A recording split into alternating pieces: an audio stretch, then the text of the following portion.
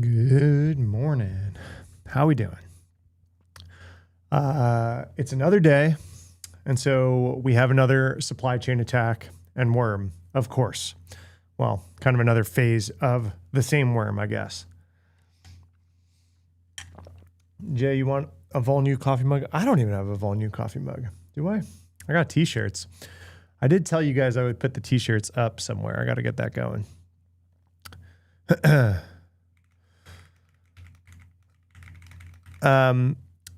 So, in case you guys missed it, we are dealing with another branch of the active supply chain attack. And this time, the numbers are even bigger. It's hard to continue to call this one mini. I think that's not doing it justice. So Socket, of course, as usual, pretty early on this. I haven't read too many of the details yet, except for the numbers, which is just insane. 639 compromised package versions across 323 unique packages. Nothing mini about it. Some of these packages are wildly popular too. I think, this eCharts one has over 1 million weekly downloads. I know Socket says that they detected this within a few minutes of publishing, but I'm not sure do we know the active time that it was live? Are they still live? So Socket detected most of these within 6 to 12 minutes, right? So this is good, but does that mean they're down? Probably not. Morning, Brandon. This is pretty much the same everything else as the other versions of this attack, right? They're doing a bun pre-install with the payload as a JavaScript file. That's going to go ahead and steal all the stuff that it steals. Excuse me. Payload targets developer and CI/CD environments. This one's also hard. So I make, a bunch of content publicly about this, and a lot of, kind of non-developers are like, shit, how do I protect myself from this? And it's like, it's not really after you, is it? Right? So far, and there's nothing technologically in the way of the attacker doing this. But so far, the attacker hasn't gone from payload in this code to payload in this code targeting the users of the websites that this code winds up sitting on. You know what I mean? Oh, did I, Brandon? Yeah, we're going to get there. This article was nuts. Turns out budget cuts aren't good for stuff like this, it seems. But the thing that I'm kind of waiting for happening in these attacks is so far we're attacking the developers, stealing all the developer-y keys that the developer would have, right? GitHub, NPM, SSH keys, cloud environment keys. But what is stopping it from injecting that code into the repo, and then once that code gets used and published, actually infecting the website that code is on, right? So for example, these packages are React charts packages, right? Which are used on React sites. So what's stopping the attacker from planting malicious code onto the actual website portion of it, and not just attacking the developers, but attacking the unknowing visitors to a website that uses one of these compromised packages? Does that make sense? We haven't seen that yet, at least that we know about, right? And I wonder why. I wonder if if the attacker, is it less valuable? Is it, I don't think so. It does make some more noise, right? You're now hitting a bunch of other people that could be watching for that. But it's not like it's not like they're not getting caught fast with these attacks too. These aren't exactly stealthy, right? The malware gets on to these developer machines, and then within minutes, now we've got Socket and some of the other supply chain vendors. I know JFrog's Twitter account seems pretty on top of it. I know Akaido's blog seems to be super on top of things. So I'm not sure. It doesn't seem like it would not be worth it to attack those things. It doesn't seem like stealth is really the thing that they're trying for, right? So I'm kind of like, why haven't we seen that yet, right? If this has 1 million weekly downloads, that means that this package is on a ton of React sites, not 1 million, but on a ton of React sites. Like, why couldn't this payload then start doing something, stealing cookies, stealing sessions, stealing information, keylog, JavaScript keylogger, something onto the actual websites that these packages get loaded into? I don't know. That's a weird one. I don't know why we haven't seen that yet. Hey, just FYI, since it's a first time I'm doing it in stream, I did check the go live on Twitter and LinkedIn buttons on my little multi-stream tool. So far, it shows that no chats are coming through from those two sites. So I'm not sure if you're watching via Twitter or LinkedIn. I do not know how this works for you.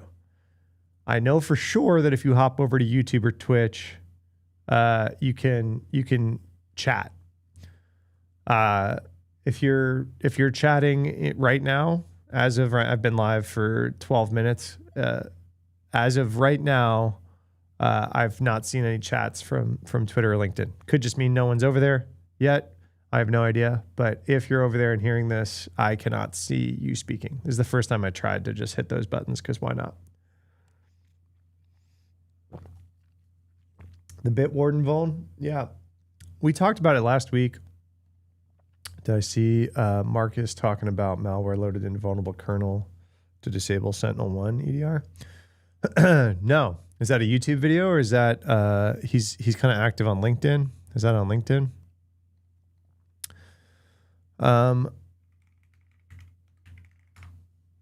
Morning. The driver. No, I'm not sure. Sorry. 1 second. Closing some. I've got some agents doing stuff in the background, and it seems like they're making noise. Marcus wrote a LinkedIn post. I'll pull it up. The Bitwarden CLI. Oh, that's not what I was thinking of. This was back in April. Is that what you're talking about? Oh, hey, Paige. Yes, I can see the comment from LinkedIn. Okay, cool. That's good to know.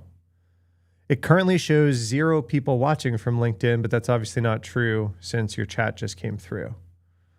But your chat doesn't show up on screen, which is interesting. So the rest of the chat, people cannot see your chat, but I saw it, Paige. All right. Super weird.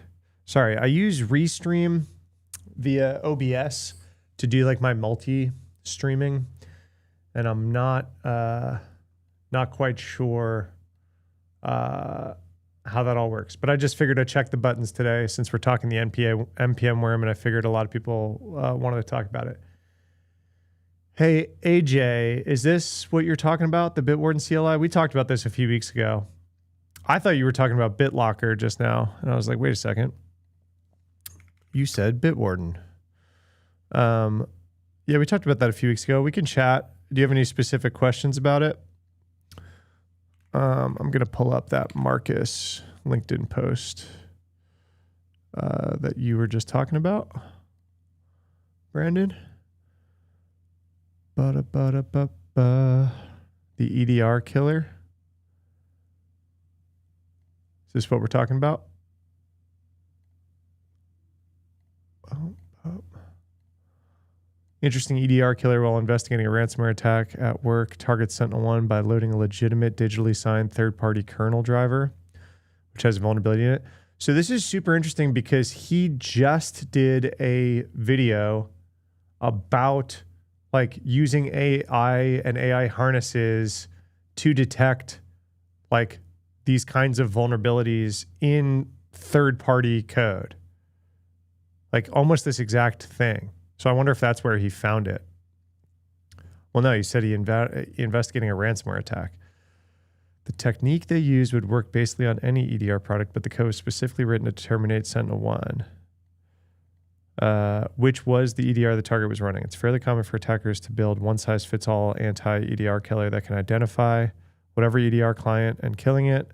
Writing the code to only target a specific EDR takes some amount of work, as it would have takes the same amount of work as it would have taken to build a generic one.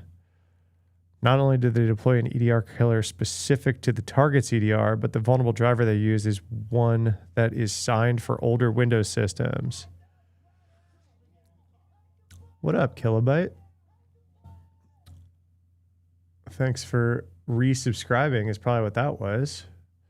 Good to see you. The threat actor almost certainly has access to vulnerable drivers, but they seem to have chosen to do this to do as little as was necessary to achieve their goals. It's kind of interesting, right?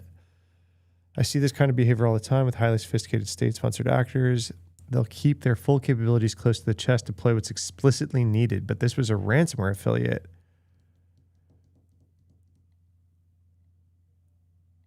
And then he has a little AI killer prompt injection. Well, it's super interesting. No, I hadn't seen that. Thanks for pointing it out. Well, I'm going to get on the mech situ. Sysadkeys on open GitHub is crazy. Yeah, we're going to talk about that for sure. I've got that story pulled up. I want to kind of go through this worm for a bit though.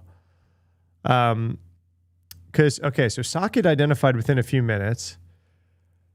It seems like the payload is doing the same thing that the other payloads were doing, right? Right. The analysis of the payload. This is the exfil path. Collected data is serialized. Targets the CI. Yeah. So it's all the same stuff, right? GitHub and NPM tokens are the top things because that's what it needs in order to be a worm. It needs to be able to publish itself elsewhere. So in order to do that, it needs the keys to publish itself elsewhere. Then AWS creds, Kubernetes, service account material, Vault tokens, SSH keys, Docker authentication files, database connection strings, and other high-value development secrets. Here's another question. Based on any of the recent waves of this worm, have we seen kind of these second order effects? Because so far, the headline grabbers are the worm spreads. And all the worm needs to spread are one of these first two things, right? It's like, okay, push this payload back into another repo that this developer has access to. So a lot of these NPM packages, it's not like one developer makes one NPM package end of day, right? So there's a lot of overlap between these GitHub accounts and these developer accounts and these NPM tokens. So the developer, like the malware lands on the developer's machine. They see what other repos the developer has access to, pushes the malware to those. Have we seen any of these other things fire? If we did, I don't think it was in the recent waves. I think we might have seen it in some of the early waves, but I'm pulling from memory. It also contains logic for common CI/CD platforms, GitHub Actions, GitLab CI, Travis CI, Circle CI, Jenkins, Azure DevOps, all this stuff. But like, what does it do with all of these other things? Like, we know what it does with these first two. It spreads the worm. But I'm not sure what it's done with all these other things, which is kind of, should make you nervous, right? If you were a victim of this and you didn't successfully rotate all of these secrets, what could still happen, even after, these packages are removed and the malware is contained, whatever. GitHub fallback exfiltration. Right. So if this is blocked, it can do like sneaky GitHub things, right? In order to exfil. Yeah, so it's backwards. Shai hulud. Here we go again. Is like the string that you could search to find compromised repos right now.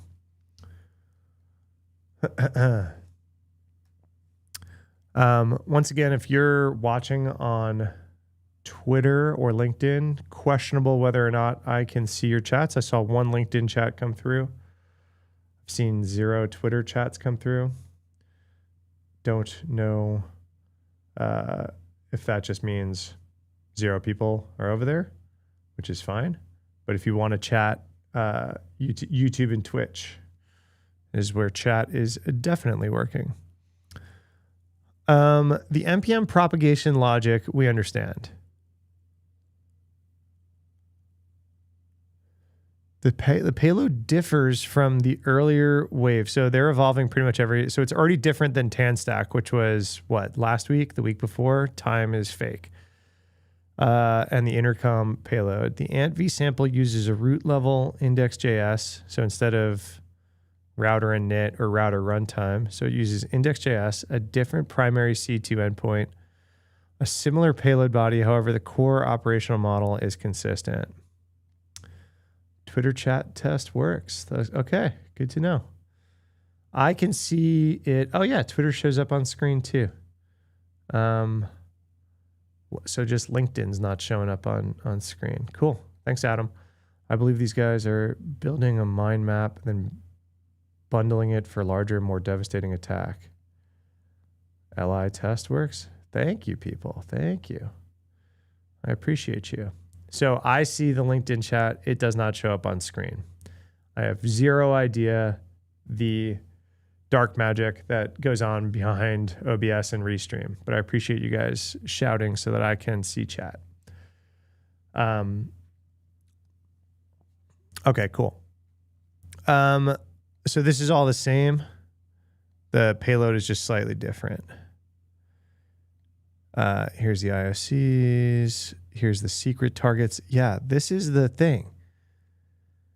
Because, like, we know what they're doing with that. I don't see the NPM token in here. Am I missing it? I don't see the NPM token in that list. And then the affected package list goes for a very long time. Here we go. We're just going to continue scrolling. Everyone take a sip of your coffee while we scroll through the affected packages.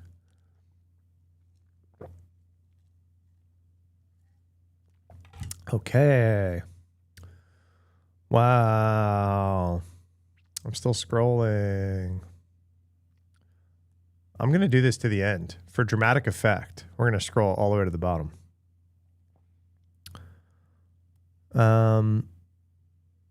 All right, I might have spoken too soon. This is insane. This is absolutely bananas. Oh, this is including the last wave TanStack. Okay, so this isn't just the ones from today. 1,056 packages. Wow. Okay. So let's look at some of these.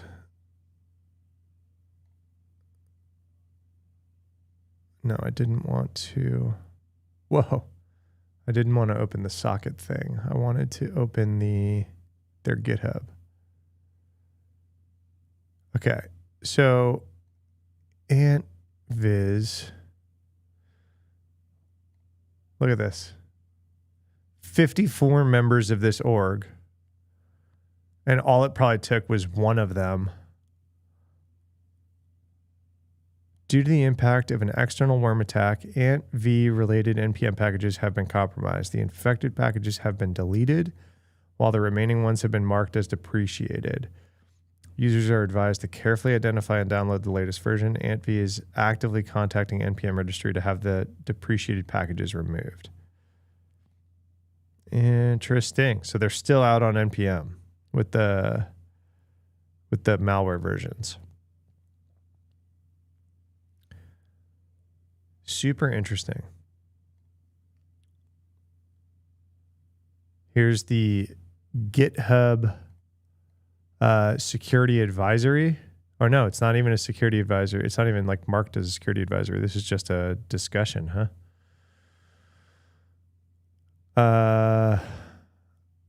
Oh, this is the socket team reaching out to them.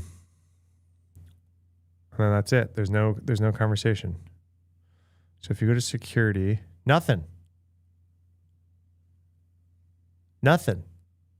There is no security MD. There is no published security advisories. Guys.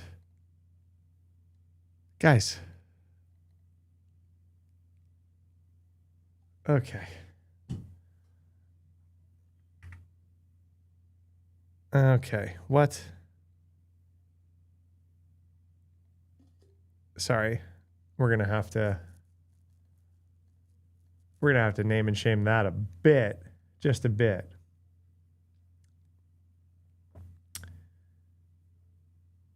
Because what are you talking about? I understand it's on the README, but...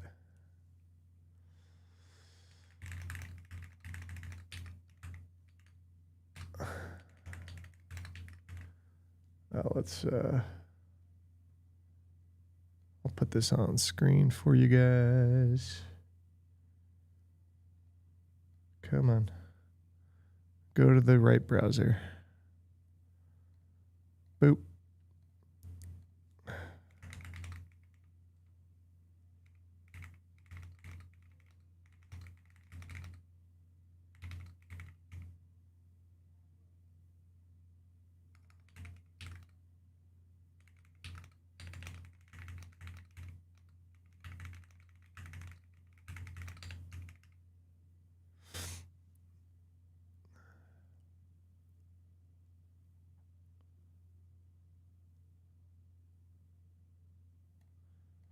Shai is coming back. Oh, it's back, baby. It is back for sure. Let's see. Yeah, it never left. I don't know why we're still calling this one mini Shai. There's really not much mini about it anymore.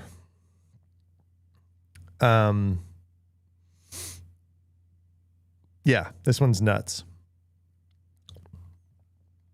Time to go live in a cabin. Dude, I feel that.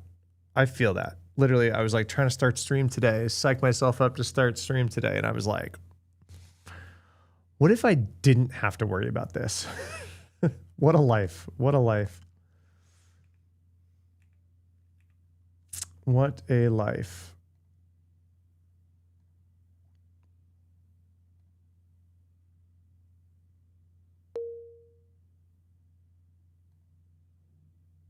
Oh, whoops. Oh, did you guys see what 28 years ago today was?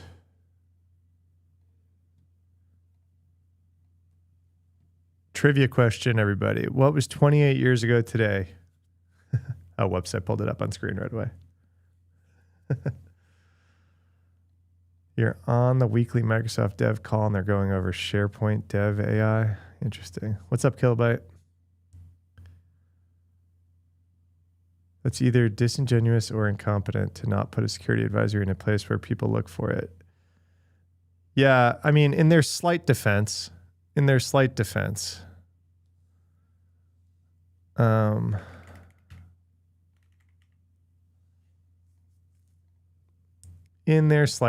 they do have this on the top of their README. Okay? But like,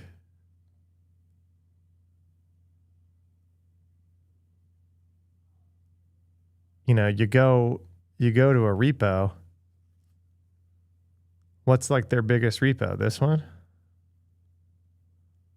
13,000 stars.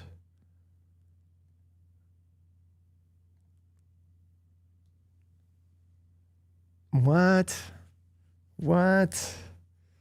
You know? Does this, and this doesn't even have it, they just have it in their org README.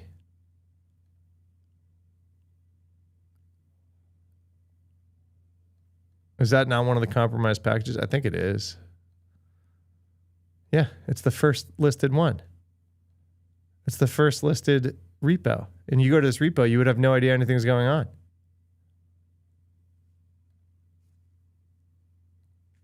You got to go to the org to see this. But if you go to the repo, that this is an impacted repo, there's nothing. Do I got to go to like closed PRs?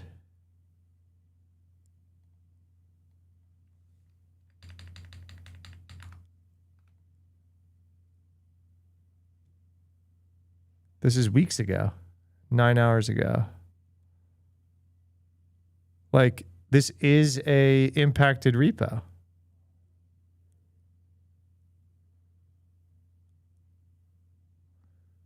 You know what I mean? Like, if we go to socket right here, G2,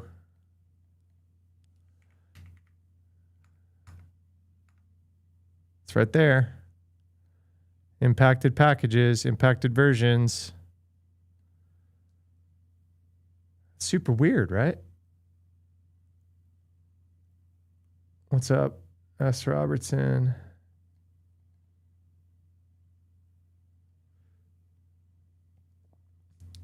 You have the team build a harness that takes any updated repo, checking the latest known good, and looks for injected malicious code.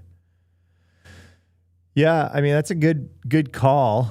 I'm not, not to be like a socket shill or anything, but they do have like a free firewall thing that kind of helps with that too, right? Anyway, this is officially, in my opinion, I mean, we're so far past go. I was going to say this is currently, like, this is officially a GitHub and NPM issue. We're so far past that. We're so far past that, right? Let me find. So, like, for example, Wiz, I don't know Shay, but Rami's the GOAT. And sorry if I didn't pronounce your name right, but how to harden GitHub Actions guide from Wiz. Okay. Talking a lot about all these different supply chain vulns and how they got in. And a lot of times it's using some of these GitHub Actions issues. And let's go look at some of the stats here, right? So one of the things that they suggest you do is ensure the permissions is set correctly to read-only in your repository for read-only default workflow permissions. So workflow token permissions, it's crucial to set this to read-only. Write permissions allow workflows to inadvertently or maliciously modify your repo and its data, or whatever. 80% of repos do not have that. The majority of which have the worst combination of it. They allow approval of PRs and able to write content. So it's read or write versus read and cannot approve PRs. So the right combination would be read, right? So we are looking at the vast majority of people having the worst possible set of permissions there. Limit actions to verified actions and an allow list. Do they have stats on this? I guarantee they're minuscule of people that actually do this, right? Govern workflow adoption, restrict runners to specific repositories. Use a repository allow list to control where workflows can be adopted and restrict self-hosted runners to specific repos. Again, 80% of people allow all actions on all repositories. A statistically insignificant amount of repos are even doing the right thing here, right? This means if this is a roadmap of what you need to do to harden your GitHub, And we're literally looking at 0 to 1% of people doing things. This is your first Twitter chat. Appreciate the stream. Not in security anymore. Seeing shit like this is why I changed careers. Have fun in the outside world. Dumb Russian bot. Yeah, it is the first time that I've been streaming 3 times a week for a few months now, but it's the first time I checked the Twitter restream option. So if this is the roadmap to like doing things right, and at best 20% of people are doing things even somewhat right, and more realistically, we're looking at 0 to 1% are doing things fully right. This is no longer a user education and the users are wrong issue. I don't think it ever really was. But like this is on GitHub. Like you can't possibly think that these security features needing this level of education and action by the users in order to not stub their toe on these types of attacks is like on the users at this point. And like, no hate to Socket, right? Socket's doing great work. Why does Socket need to be doing what Socket's doing? Why can't NPM not do the stuff that Socket's doing on stuff that's getting published to NPM? You know what I mean?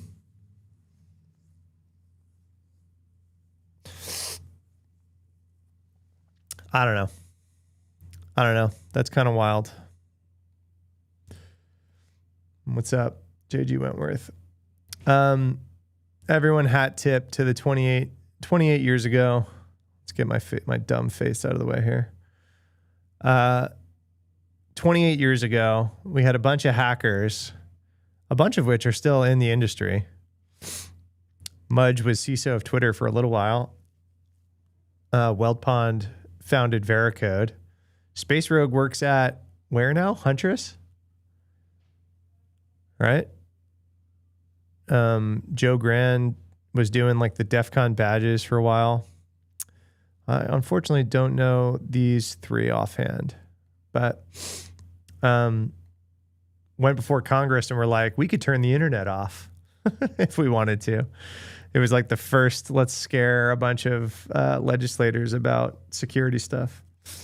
28 years ago today. Loft Heavy Industries. A moment in hacker history. It is like an infosec Renaissance painting. It absolutely is. It absolutely is.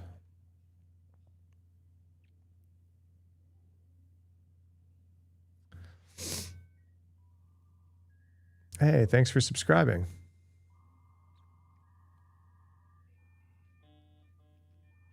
Welcome.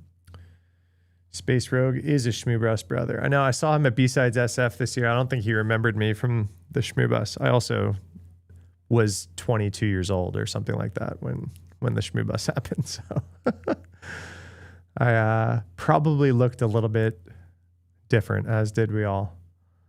Congrats on the open water cert. Oh, thanks. Oh, thanks. Yeah, you guys, for those of you who don't follow me on the socials, let me pull up a fun picture. Let's see. Can I just do this? No, I can't. I cannot.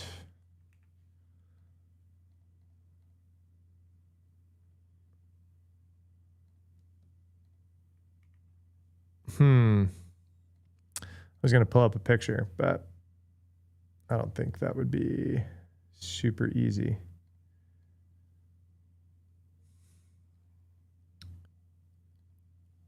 Why? If I share image.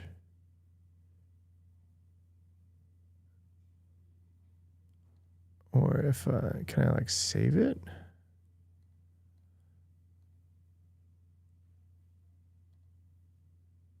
Open in preview. We're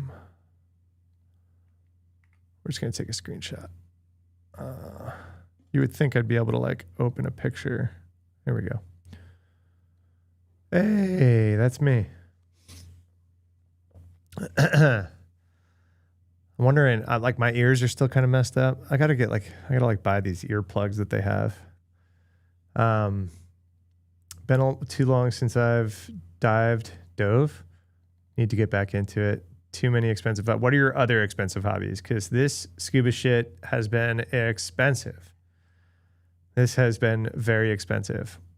Way more expensive than I thought going into it. I'll tell you that. And I haven't even like gone on a trip yet.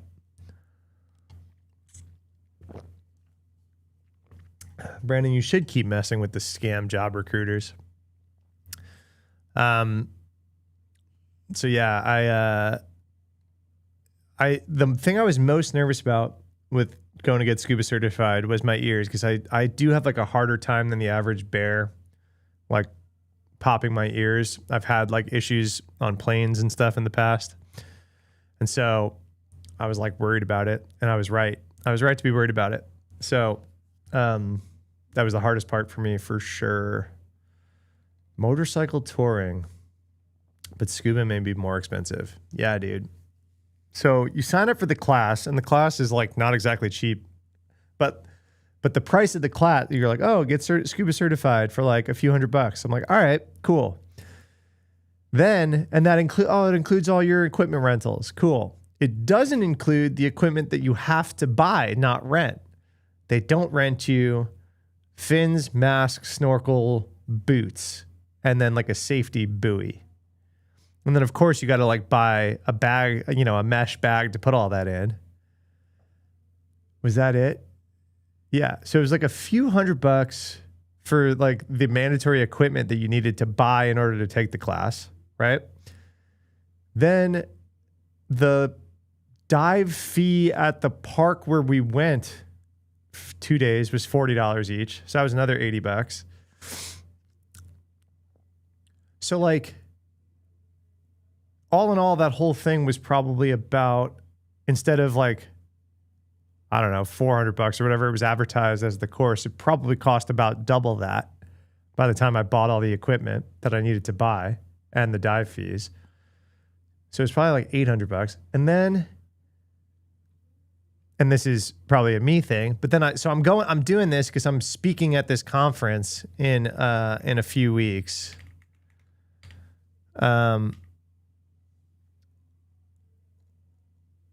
So I'm going to this Descent Cyber in Grand Cayman, and I'm keynoting this conference, right? So I'm speaking 4 days of dives, speaking, whatever. And so they asked me to come speak. I was like, sure. And then it was like, all right, you got to get certified. You will need to complete training in advance of the event. I'm like, all right. So I got to go get certified in order to go to this conference and give my keynote. So then I talked to the conference organizers after I get certified. They're like, cool, dude.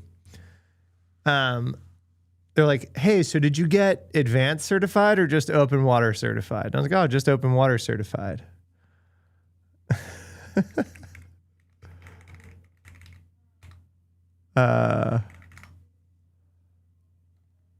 Let's see.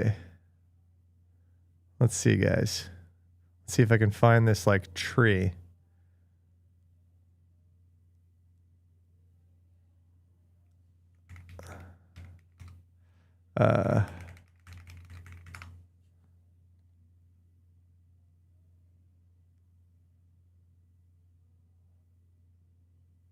No, I guess tree is the wrong word. I'm trying to find, there's different levels of certification. Yeah, here we go.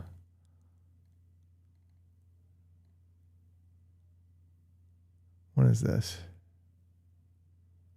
No, this ain't right.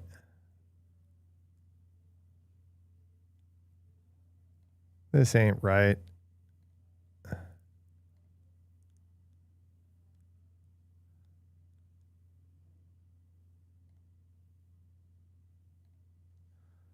Sorry, I'm trying to find it to be able to explain what I'm now going through. Is this it? Yes. Okay. This is the graphic I was trying to find. Oh, their website's just like down. That's so annoying. All right. No. Open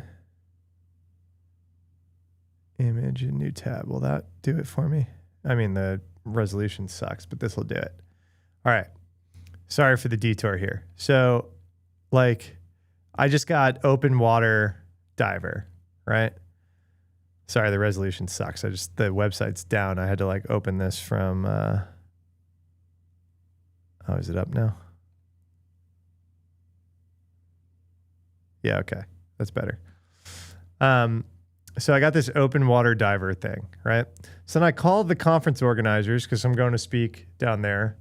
And they're like, hey, did you get advanced and enriched air? And I was like, no.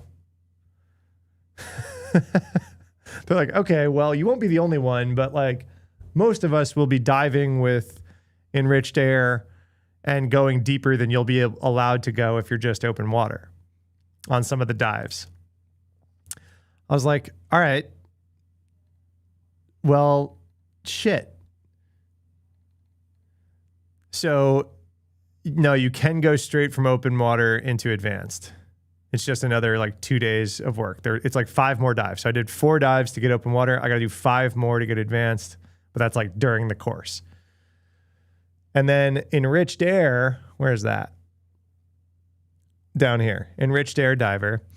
So like this lets me use nitrox, which is like 32% oxygen instead of 21% oxygen. This impacts a few things. You could stay down longer, but more importantly, if you go down to a certain if you go below 30 feet or 33 feet, you got to like, and you come back up, you got to like wait a certain amount of time before you can go back down that deep. But if you use the enriched air, that time is really short. So like if you do multiple dives in a day on a normal tank of air, you could have to stay up on the boat like an hour and a half. And then if you do it with enriched air, it's like 20 minutes. And then since you're diving like 4 days in a row, by day 4, you're like beat if you're on normal air. And if you're on enriched air, you're like not tired because your muscles are like not as tired. So I was like, all right, crap. So I'm going to go get enriched air in advanced before this trip. So guess what? It's another couple $100 for the courses, for those 2 courses. And they came with new mandatory equipment that I had to buy, which again, I thought would be like $100 of mandatory equipment. No, it was like $400 of mandatory equipment because you needed like a flashlight and a backup flashlight and a tank marker light and a slate that you can write underground on because I guess you got underwater on because you got to like do math underwater. I don't know, man.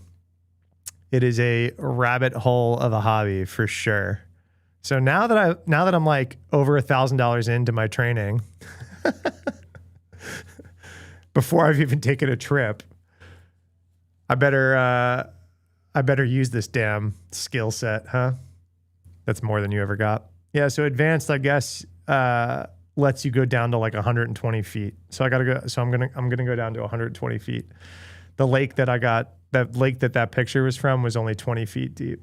So it's going to be very different because then you got to come up slow and like rest, do safety stops on the way up. You did 90 in Mexico. You're not supposed to do 90 with just open water, right? Open water gets you down to 60. So that was the thing. So I guess on this trip, I'm not going to go that deep, but some of the wrecks in Grand Cayman that are worth seeing are like just below 60 feet. And so I wouldn't be able to go see the wrecks if I was just open water. So Oh, you didn't do Patty. Okay. Got it. So maybe you did get advanced. You got nitrox. Cool. Well, yeah, man. So it turns out it's like a very niche hobby that like people who do it wind up finding each other.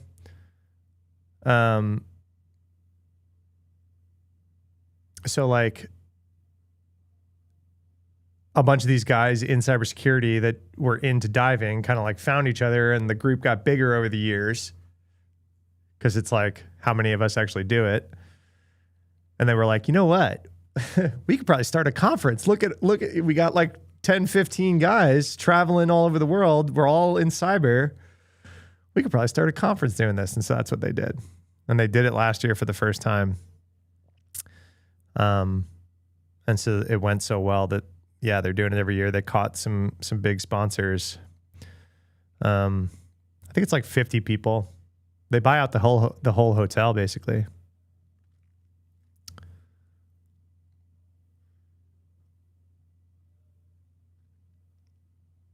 All right. Do we want to talk about the CISA thing?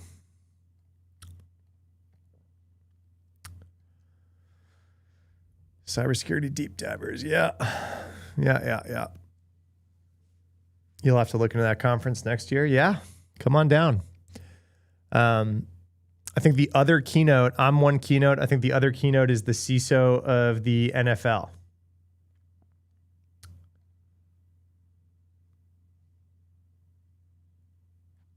And then there's a few other talks.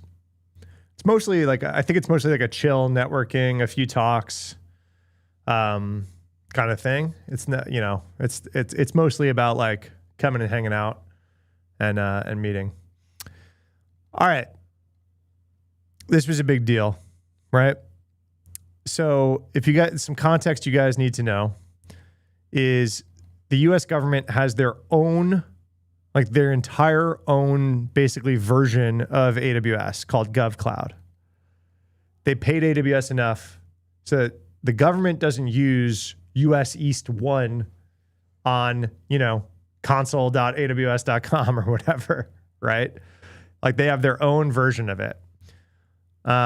That's, completely separate, because this is like a big sticking point with the heavily regulated industries, is they don't want their data commingled. Cloud was very fucking scary. When I was leading up cloud security architecture for some big financial institutions in a past life, and they were scared of cloud, right? Cloud was not the way that me and my old colleague, Dave Mortman, it was our job to do cloud security stuff at a big bank.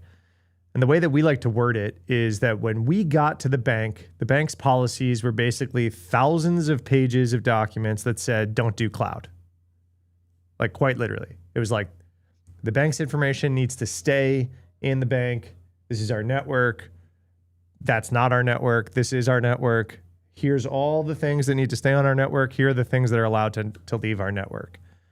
And the cloud was like very specifically not our network.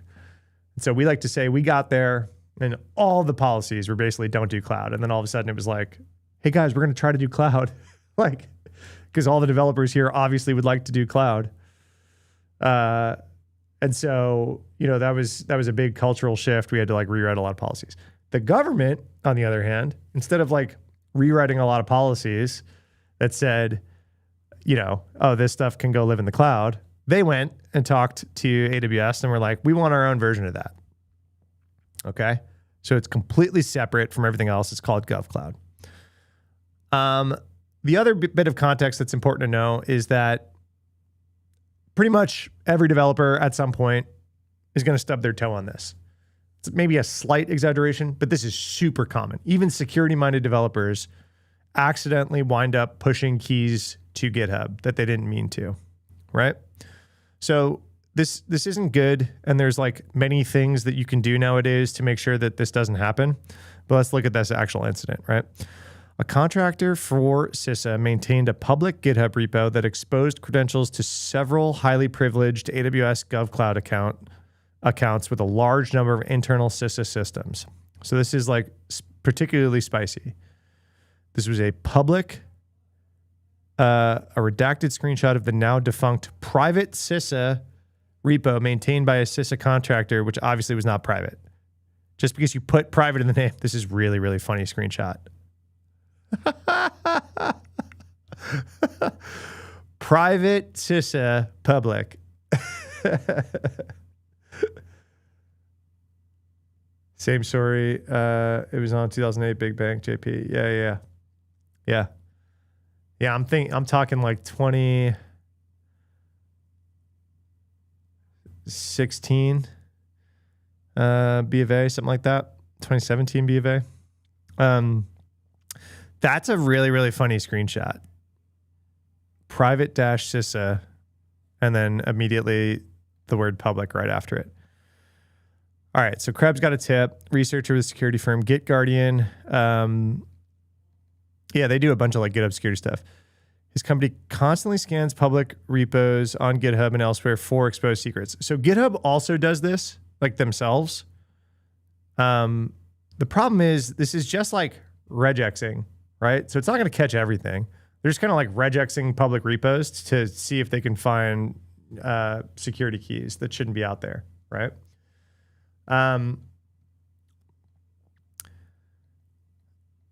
Okay, alerting the offending accounts of any apparent sensitive data exposures.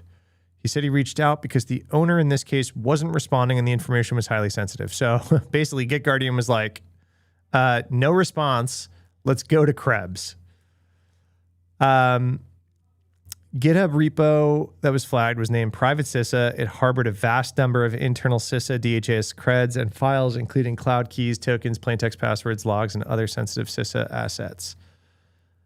He said that the exposed CISA credentials represent a textbook example of poor security hygiene, noting the commit logs in the offending GitHub account show that the CISA administrator disabled the default setting in GitHub that blocks users from publishing SSH keys.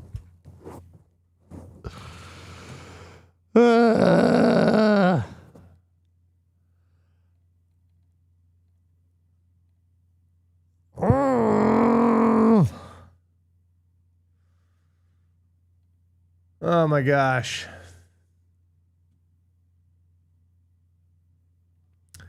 Guys, I'm just so tired.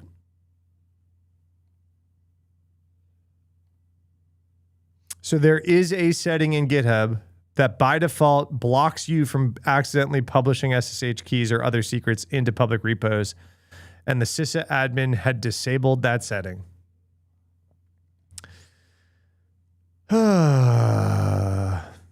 You know what we really need?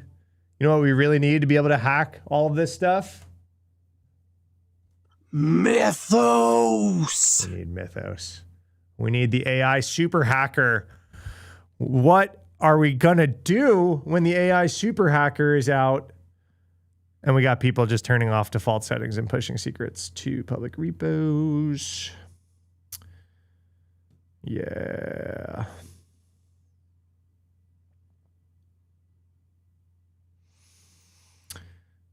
That was sarcastic. That was a sarcastic use of my soundboard.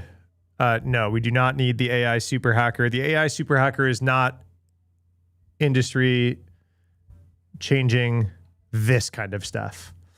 Have I mentioned the Microsoft authentication thing yet? No, I haven't. Which Microsoft authentication thing are you talking about? You are coming through as anonymous LinkedIn user, by the way. So LinkedIn user, what Microsoft authentication thing? Oh God. Password stored in plain text in a CSV backup in Git. Explicit commands to disable GitHub secret detection feature. I honestly believe that this was all fake before analyzing the content deeper. This is indeed the worst leak I've witnessed in my career. It's obviously an individual's mistake, but I believe it might reveal internal practices. Yeah, it's like you can blame one individual, but, you know, these kinds of things shouldn't happen. Whoa, what? Yo, breaking news. Sorry, excuse me. One of the co-founders of OpenAI just joined Anthropic. What? What? Do I have to be signed in on LinkedIn to see the stream? I do not know. I do not know. I'm sorry. If you guys are new here, I stream live Tuesday, Wednesday, Thursday mornings on YouTube and Twitch. And today, for the first time, I checked the little boxes in my software that also cross posts it to LinkedIn and Twitter. It's the first time I've done that. Some odd behaviors of like what chats actually show up on screen and stuff. I do not know. Whoa. I think for the next few years that the frontier of LLMs will be especially formative. I'm very excited to join the team here and get back to R&D. I remain deeply passionate about education. My plan is to resume my work on it in time.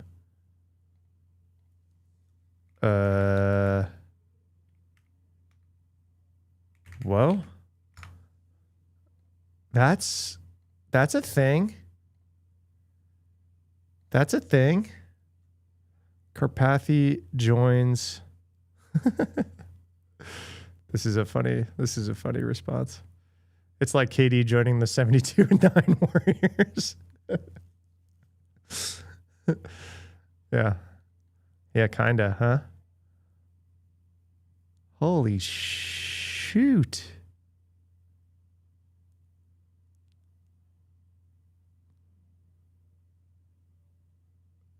Yeah, the replies on this are pretty funny. Sorry, I'm just not blind scrolling the Twitter replies live on screen because this hell site, you never know what shows up. Sam Altman seeing this. You were the chosen one. Oh my God. Yeah, that was kind of my reaction, huh? Wow. Wow. What? That's kind of insane.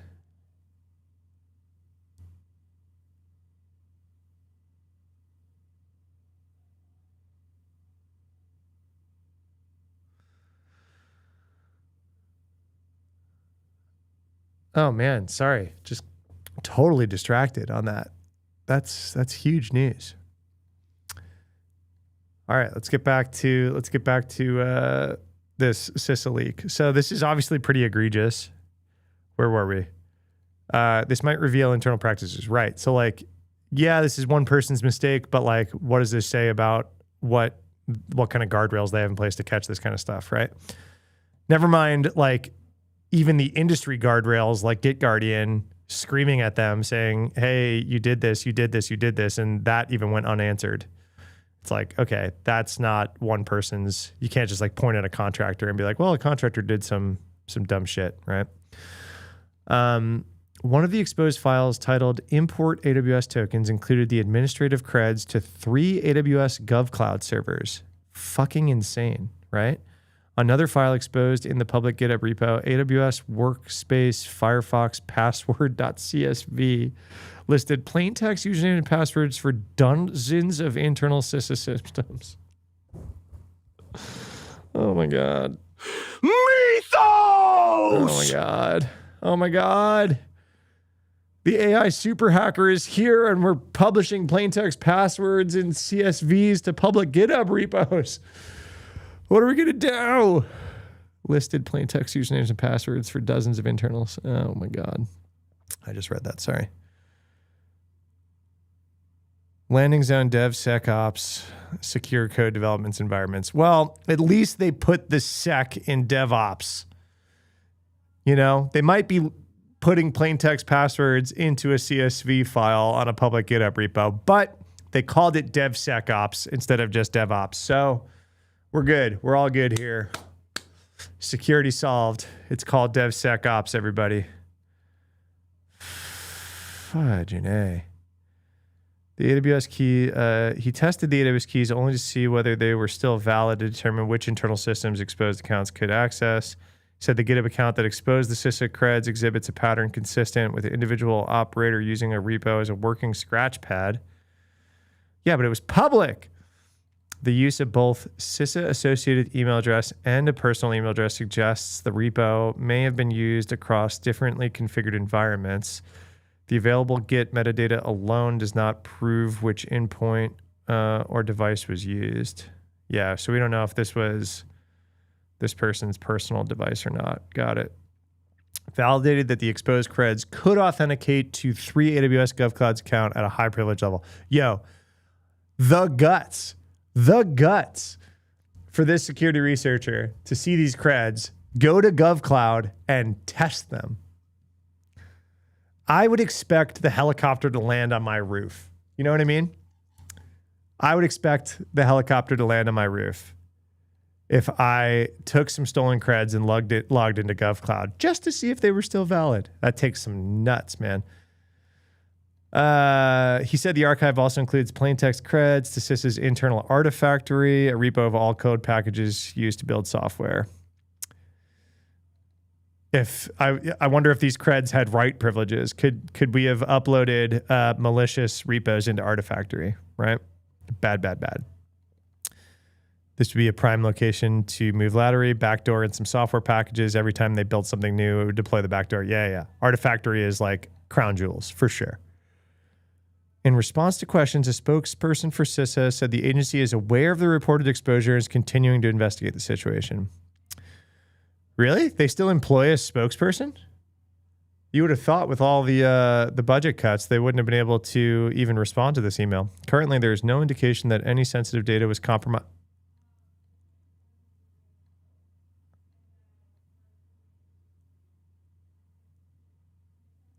What? Like, what? Hold on.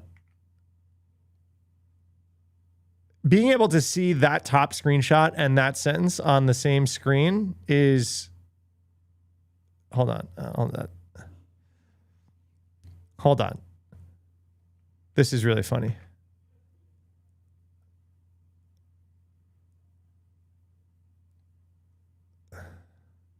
So literally that screenshot, if that's not sensitive data exposed as a result of the incident, I don't know what is. I don't know what is. I mean, I guess they're saying like there's no evidence that this sensitive data was used to like do anything else. But that's not how I would word that. That's not how I would word that. Look at the sensitive data exposed during this incident. While we hold our team members to the highest standards of integrity and operational awareness, we are working to ensure additional safeguards. I mean, again, literally disproven in this article. Like some pretty basic shit. Okay, hold on. So sentence number 1, shot. Sentence number 2, where is it? Chaser.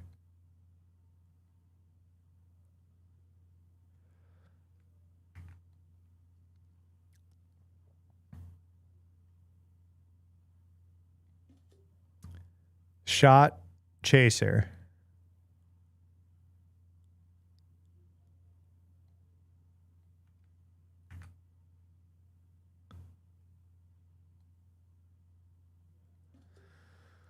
Oh my gosh.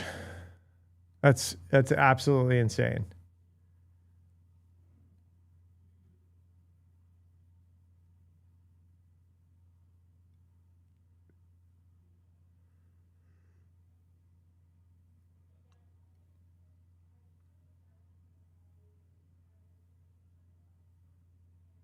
Oh my gosh. The file with clear text passwords is somehow not sensitive. No indicators, huh? They using remote viewing to confirm that, fam? I think the remote viewing training budget went away in the last wave of cuts.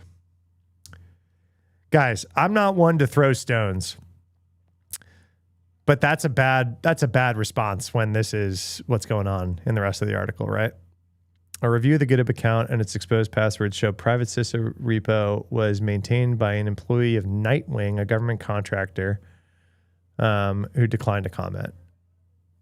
Yeah, got it.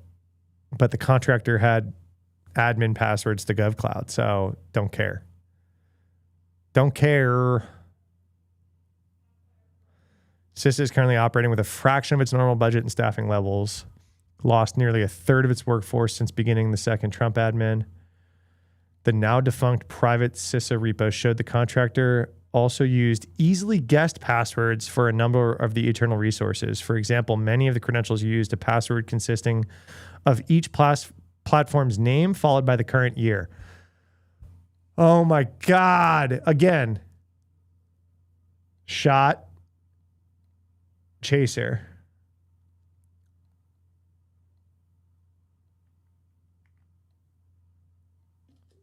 Oh my God. What I suspect happened is the contractor was using this GitHub to synchronize files between work laptop and home computer. Right, which it shouldn't be allowed to do, right? This would be an embarrassing leak for any company. I mean, come on, man. This is what happens when you cut the funding. Yeah. Nightwing recruited during your skill bid for, oh yeah. I don't know Nightwing personally, but like there are like very security 101 guardrails that would have stopped all of this, right?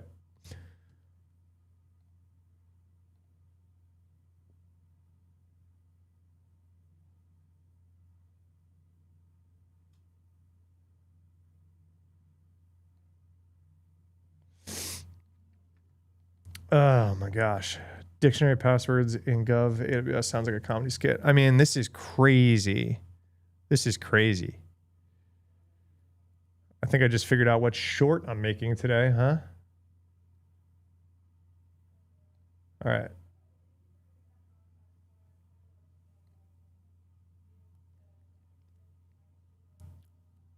All right, we got to tweet. We got to tweet about this. Let's tweet. Let me get the pictures in.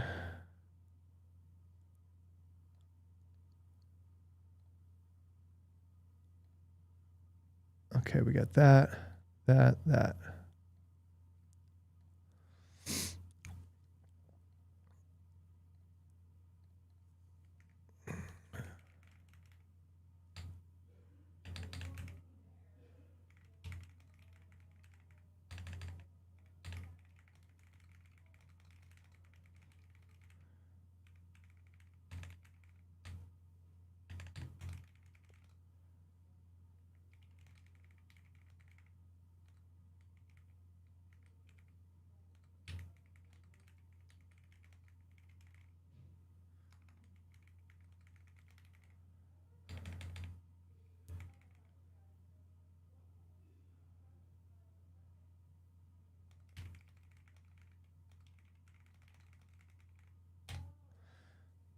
What is the quote?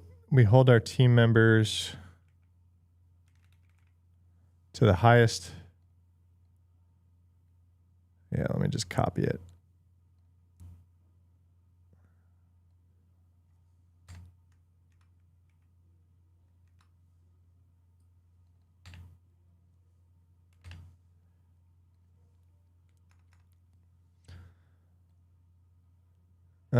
They messed up the order of this. Hold on.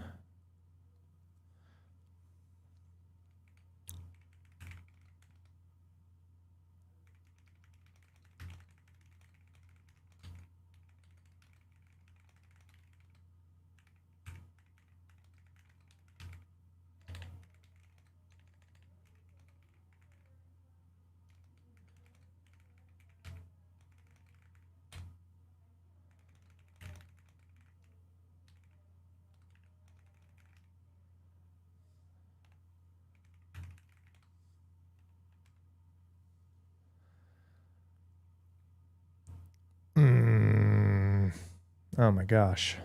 This is just nuts. All right, hold on. Let's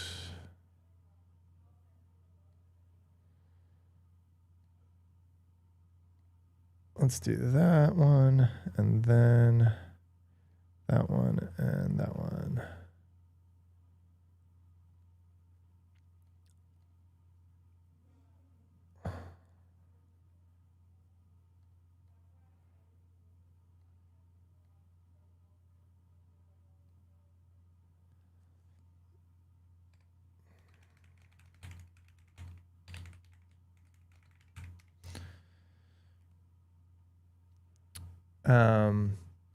I kind of like the, wait.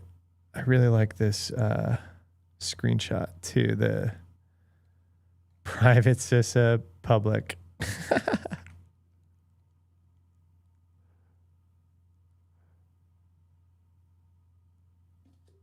That's so funny.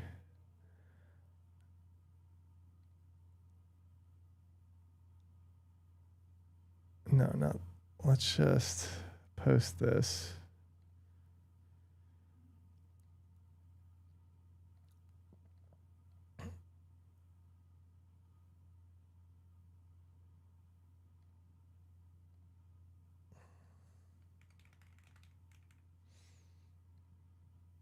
You're the second person to ask, did I miss Microsoft Authenticator? I haven't seen it yet. Someone tell me. Apparently I've missed Microsoft Authenticator issue. You have not missed it because I still don't know what you're talking about. We talked NPM worm and CISA leak and scuba diving. You missed my scuba diving tirade. What's up, Small Biz? What's up, Gidry? A little secret sauce. I elevate risk for anyone who misses a promotion. Ooh, that's a good idea. Did they think naming the repo?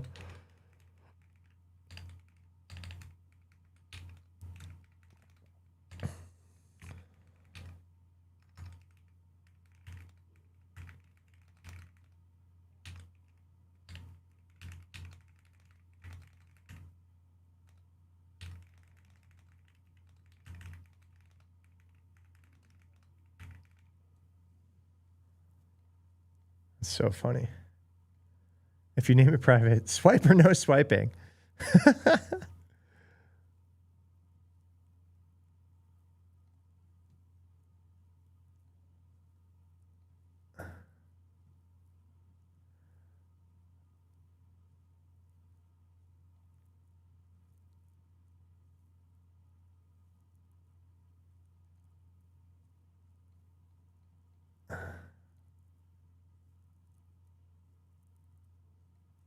Oh, shit. I forgot to link the source. Sometimes people get really mad at me when I do that.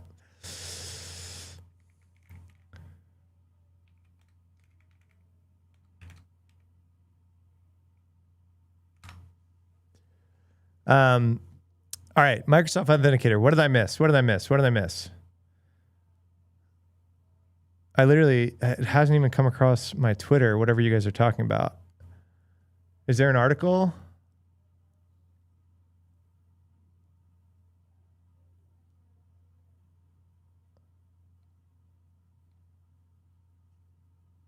Is this it? Confirms patching issue in restricted Windows networks? No. This isn't it.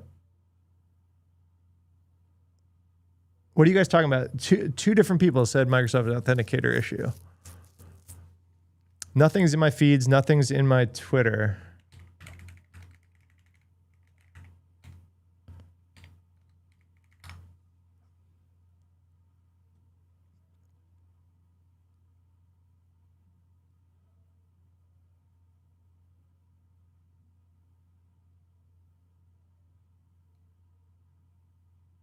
Oh, was it not today? Was it yesterday?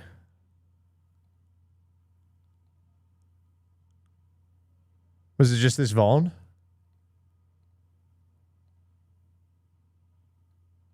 Whoa, this is last week. Is this what you guys are talking about? What is this? Exposure of sensitive information to an unauthorized actor in Microsoft Authenticator allows an unauthorized attacker to disclose information over a network? That sentence does not compute. Could expose a sign-in access token for a user's work account. If disclosed, that token could allow access to data and services it's authorized to use. An attacker could attempt to trick a user into interacting with a malicious request that appears legitimate. When the user approves the request, the attacker could cause the app to obtain an access token on the user's behalf. And it sends it to a location controlled by the attacker without the user being clearly informed about it. What?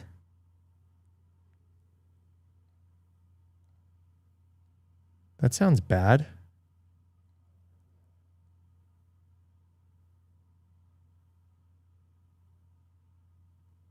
I need a better write-up.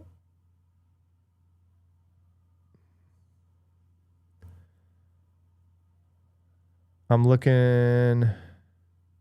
Geez, Microsoft is all over the headlines, though. They're having a rough couple weeks.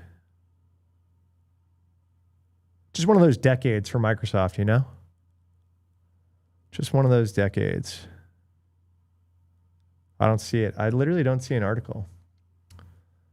Oh, what's up, Jet? So, Jet, you haven't been around in a while. I've really missed the daily "where's the GitHub repo link" post. And then I ask you what GitHub repo link, and then you never write anything else. You haven't been here in a few days.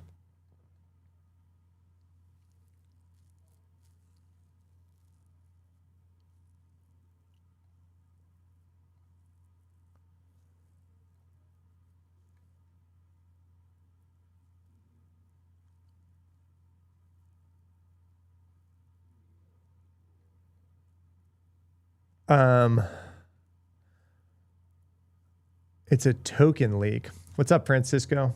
How you doing?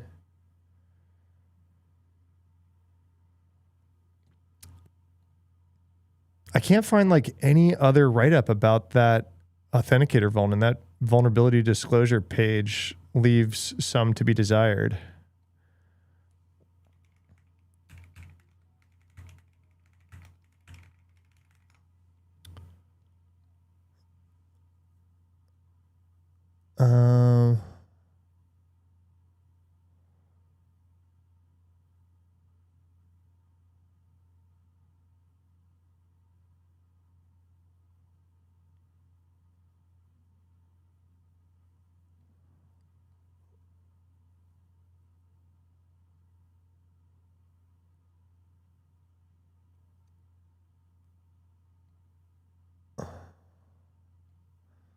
How's this? I don't know what this website is.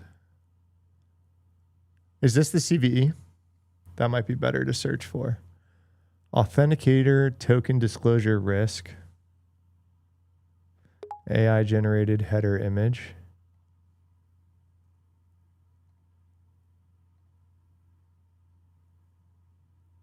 Oh, did you just send me this? I saw this. Okay. I saw this link too, but it wasn't in English. So thanks, Small Biz.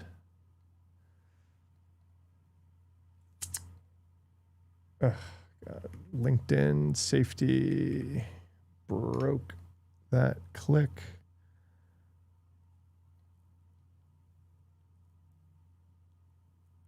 Are we translating?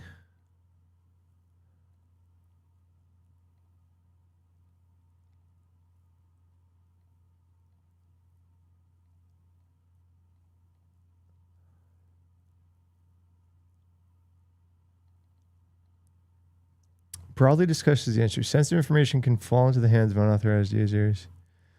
Attacker must trick a victim into interacting with a legitimate-looking malicious request. What does that mean?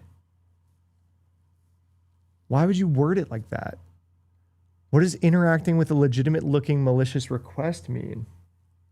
Is it a phishing web page? Once user confirms the request, attackers can trick the app into requesting access tokens on behalf of the users to deliver them to a service under the attacker's control. Yeah, this is straight out of the vuln report, and that wording is very unclear. Vulnerability has not yet been exploited. No exploit is publicly available. Nevertheless, users of Microsoft Authenticator should ensure they're on the current version. Man, I wish we could know more about this. CVSS 9.6 and not a lot of noise about it is kind of crazy. Let me see if any of my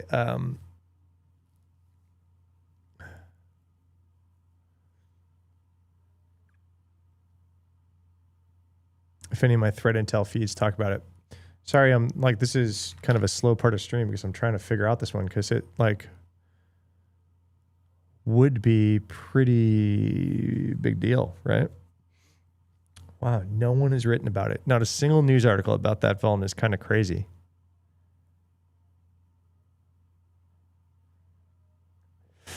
The vuln came out 5 days ago. There's not a single news article about it. Let me check some of my threat intel.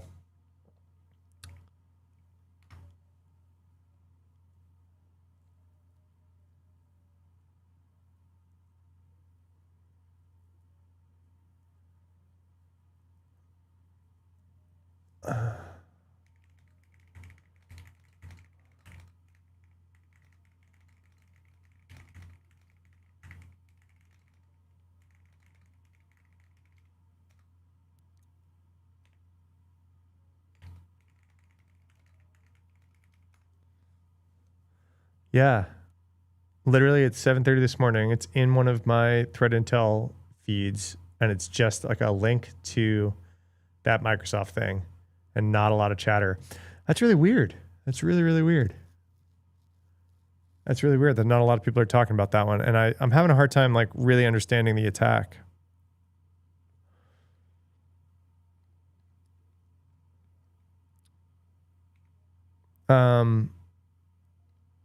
All right, what else do we have? Did you guys read this this one? Mythos.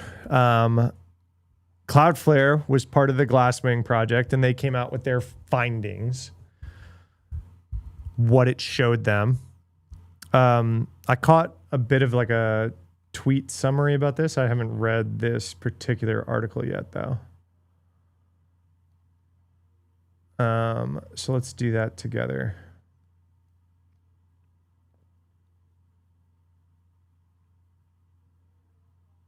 And then we have, I've got some videos that I want to watch with you guys too after this. All right, Mythos, Project Glasswing. What's changed? This is by far like the most common bit of news, right? Have I seen the article from Curl founder on his experience using Mythos? Yeah, we talked about it on Thursday last week. I have some issues with his write-up because he does caveat it, right? That it's n equals 1, right? It's like run on one project. So he's like, I'm not blown away. But like, yeah. I'm more interested in companies that are part of Project Glasswing who get to use it as part of like a security harness. The Curl guy didn't even get to, what's his name, Daniel Stenberg or whatever. He didn't even get to participate in Project Glasswing. They just reached out and were like, we'll run Mythos on Curl for you. And we got very little details about like how they ran it. Like, you know, when you look at the Mozilla blogs, or I'm expecting the blog that we're about to read, the people that have been super successful with Mythos and finding a bunch of vulns have done so with like a pretty advanced harness around like doing it, instead of just like go Mythos, like find vulnerabilities, right?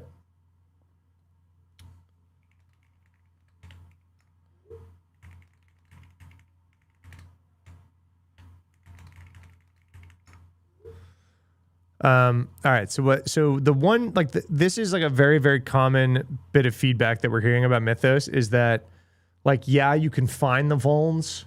People have been finding vulns with Opus 4.6 and 4.7. But the thing that Mythos is much better at is making the POCs, which is important because even if 4.6, 4.7, it thinks a lot of things are actually vulnerabilities. And in reality, they're not. A lot of false positives. And so when you can actually do the exploit, you're weeding out the false positives, right? A real attack rarely uses one bug. It chains several small attack primitives together into a working exploit. For instance, it might turn a use after free bug, which by itself, by the way, like doesn't get you much, right? into an arbitrary read and write primitive, hijack the control flow, use of return-oriented programming chains to take full control over a system, right? So like the use after free bugs, just analyzing code with 4.6 could usually find, but then actually able to like chain this through to a hack is where Mythos seems to be much better, right? Could take several of these primitives, reason about how to combine them into a working proof. The reasoning it shows along the way looks like work of a senior researcher rather than the output of an automated scanner. Right. Proof generation, finding a bug, proving its exploit are two different things. Mythos preview can do both. So this is like the main jump, right? I think a lot of people are reproducing the findings of Mythos, but just the findings. People are having a hard time reproducing these two things without Mythos. Some of what we described above is not entirely unique to Mythos. When we ran other frontier models through the same harness, they found a fair number of the same underlying bugs. In some cases, they got further than we expected on the reasoning side. Where they fell short was at the point of stitching the pieces together. A model would identify an interesting bug, write a thoughtful description of why it mattered, and then stop. Right. So, but the harness could probably make up the difference.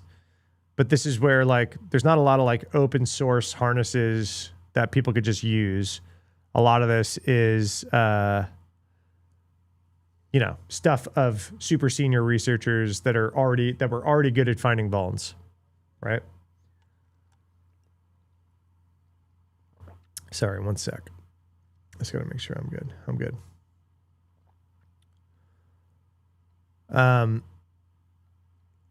All right, model refusals in legitimate vulnerability research. The Mythos preview model provided by Anthropic as part of Glasswing did not have the additional safeguards present in Opus 4755. Basically, even if you attempt to do this kind of shit with Opus 46, 47, GPT-55, the model will tell you, hey, you're being an evil bad guy hacker trying to write exploits. Don't do that. And obviously the whole point of Project Glasswing is to do that, so it wouldn't have those safeguards.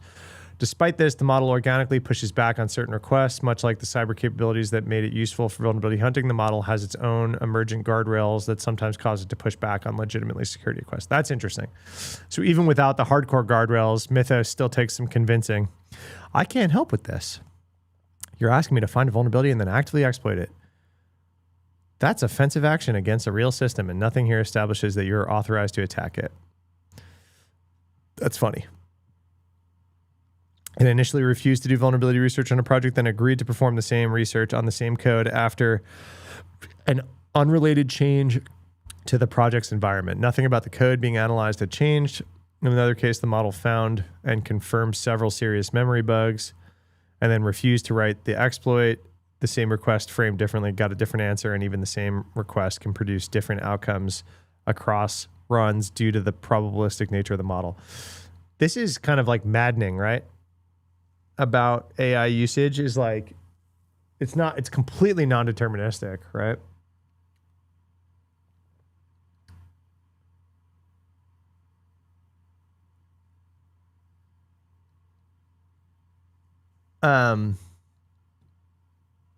So this is kind of wild.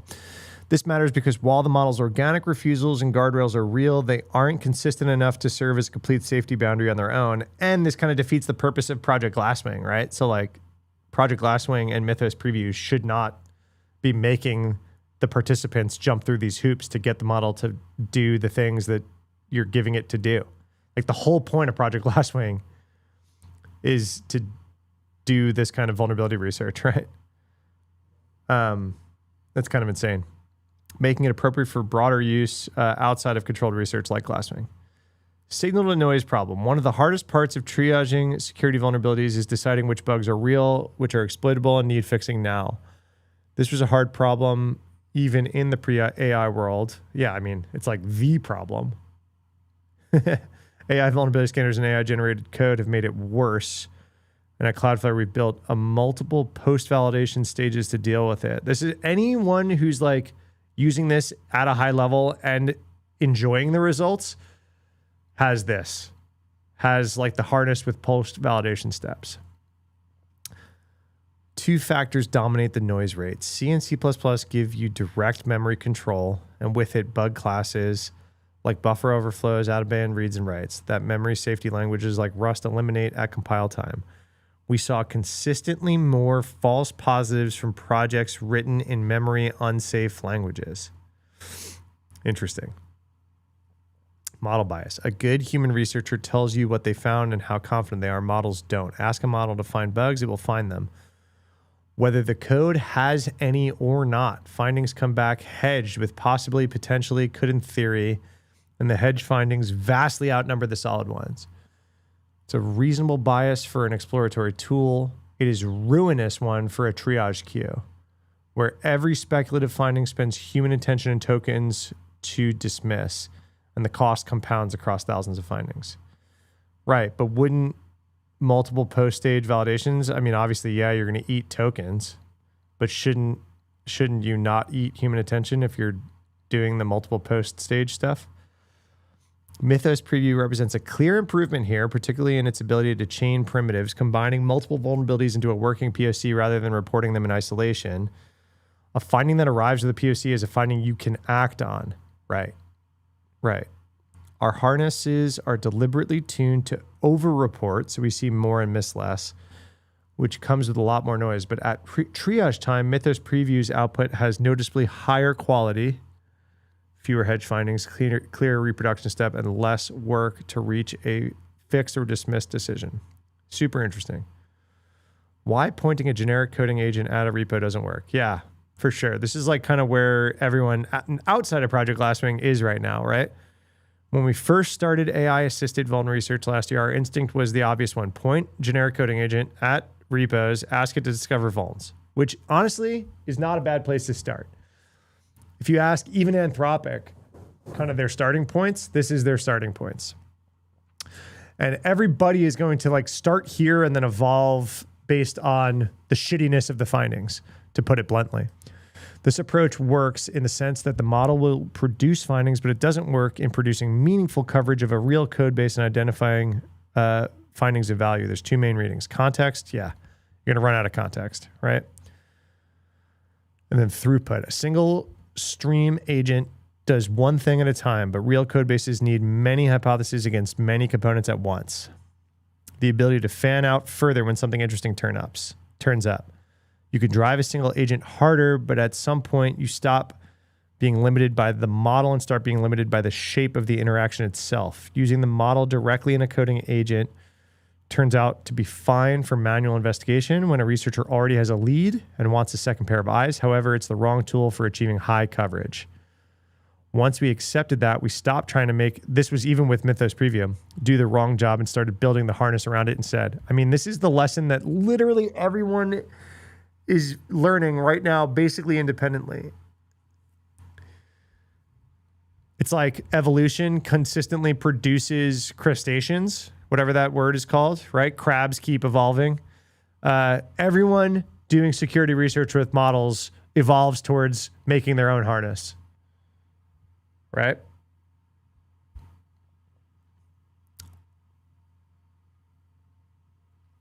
What the harness actually fixes. 4 lessons came out of running the work at scale, and each one pointed to the need for a harness that manages the overall execution. Narrow scope produces better findings.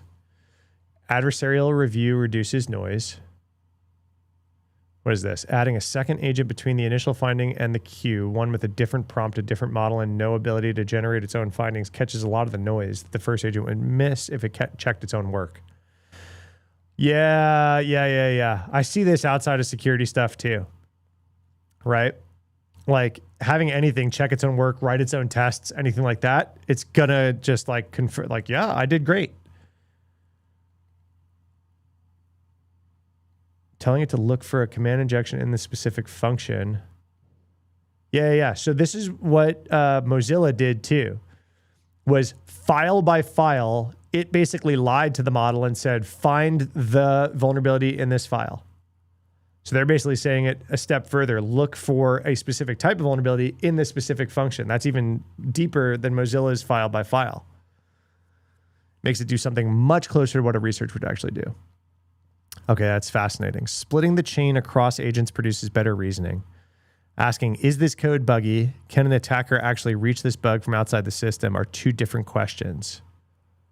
Yeah. Reachability is like one of the core things in any like SCA situation going on right now, right?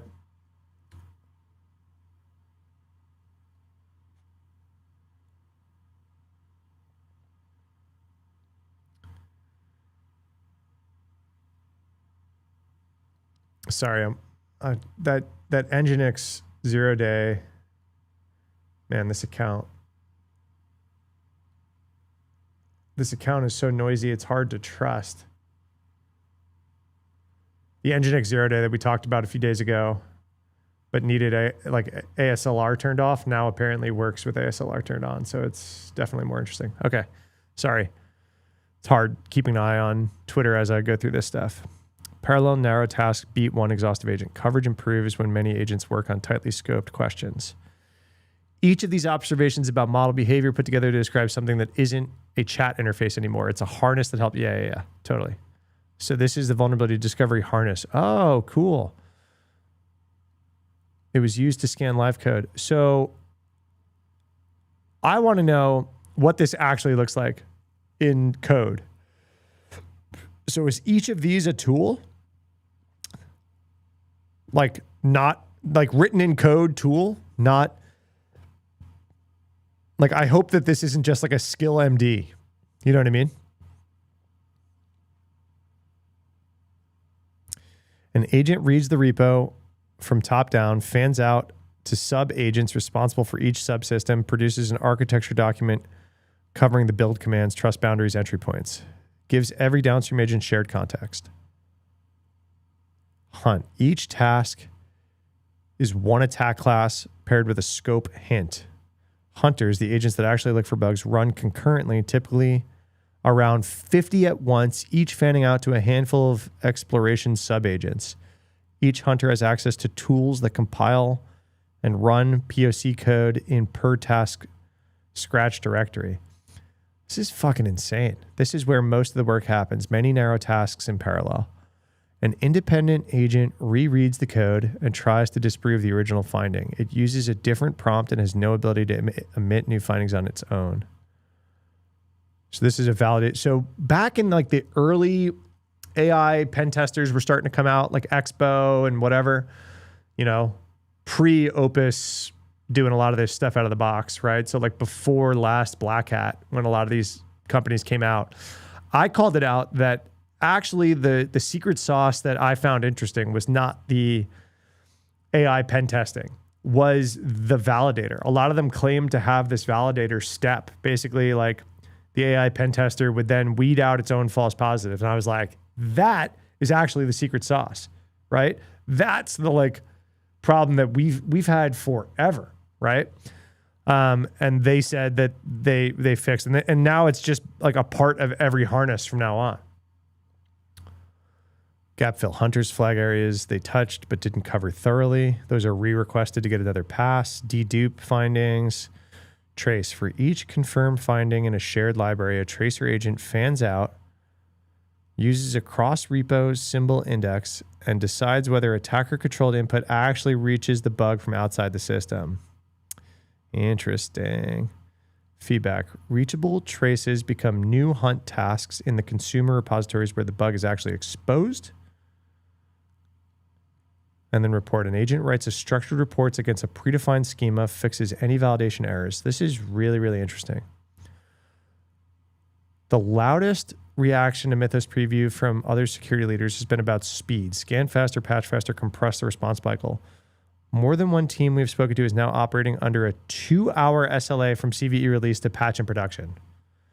This instinct is understandable. When the attacker timeline shortens, the defender timeline has to shorten with it. Faster is not going to be enough, and we think a lot of teams are about to spend a lot of time, effort, and money learning that the hard way. Patching faster does not change the shape of the pipeline that produces the patch. If regression testing takes a day, you cannot get a 2-hour SLA without skipping it. The bugs you ship when you skip regression testing tend to be worse than the bugs you were trying to patch. This is a fantastic blog post. This is like a 10 out of 10 paragraph that everyone needs to understand. We learned a version of this when we tried letting the model write its own patches, and we watched a few go out that fixed the original bug while quietly breaking something else. Oh my God, this is such a good paragraph. Not a lot of people understand this yet. And everyone is absolutely, oh my God, this is so good. This is gold. All right. Everyone watching, sound off that you're not lurking and you paid attention to the last 2 paragraphs. Yes, I will send a link. Obviously, this will be in my newsletter. I'm probably going to wind up making a video about this. Here's the link. Oh my gosh. 10 out of 10. The harder question is what the architecture around the vulnerability should look like. The principle is to make exploitation harder for an attacker even when a bug exists. Yes. Yes. Vulns are about to get cheap. Vulns are not, oh my God, you've hacked the entire company because you got a vuln, right? So what does exploitation look like even if the attacker has a 0-day? How many times have I said this on this channel, right? 0 days are not invisibility cloaks. Oh my God, this is the best blog post. So the gap between when a vulnerability is disclosed and when it's patched matters less because guess what? 0 days are going to exist no matter what. It still matters. Speed matters.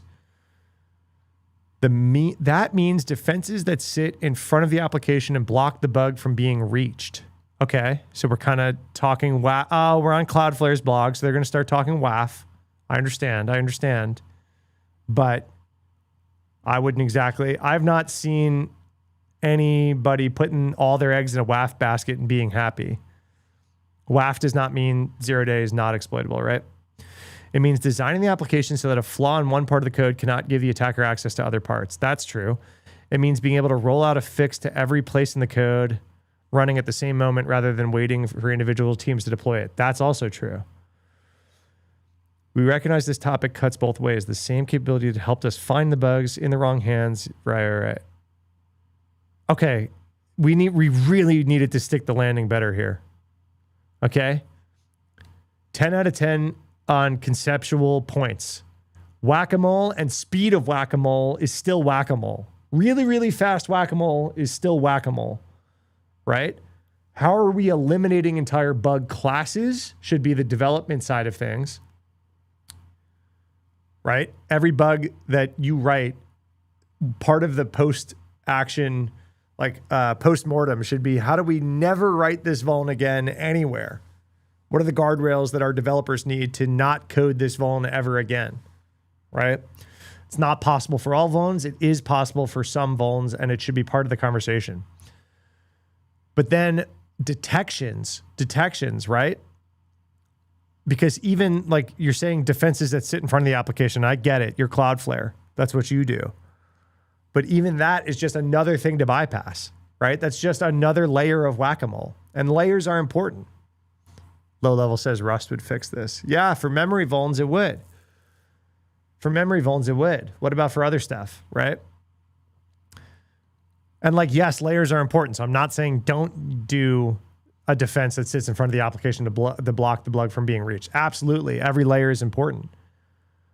But what happens when that's bypassed and the bug exists? This is just the WAF conversation all over again, right? Everyone like used to virtually patch vulnerability, like cross-site scripting. It was like, yeah, you found cross-site scripting, but I have a WAF, and so it's virtually patched. I don't have to patch the code if it's virtually patched. No, there were so many WAF bypasses. You're just like migrating, right? You're just migrating like the whack-a-mole.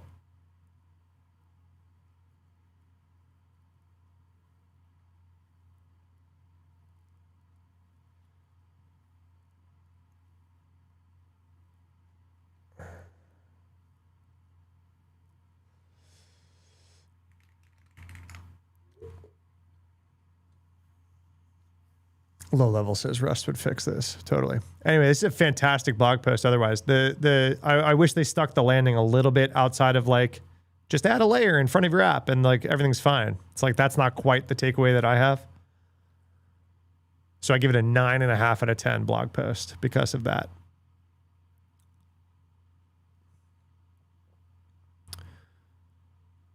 I'm not going to go through it on stream. This will wind up in my newsletter though.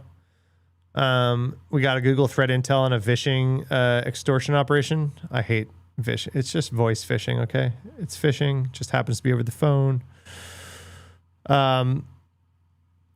These kinds of blog posts are gold because it talks about every step of the attacker's playbook. And the attacker, I mean, this attack is just so prevalent.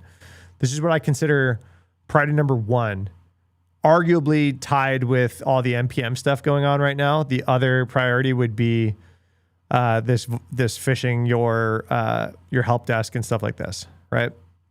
And here's just yet another completely like detailed playbook of their MO that they just telegraphed from the rooftops. And you just need answers. You need your answer to this. Otherwise, it's just going to keep happening.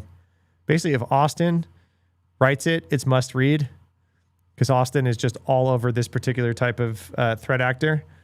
And you just need your answer to it. You absolutely need your answer. Oh, God damn it. I misclicked something I didn't want to click. That sucks.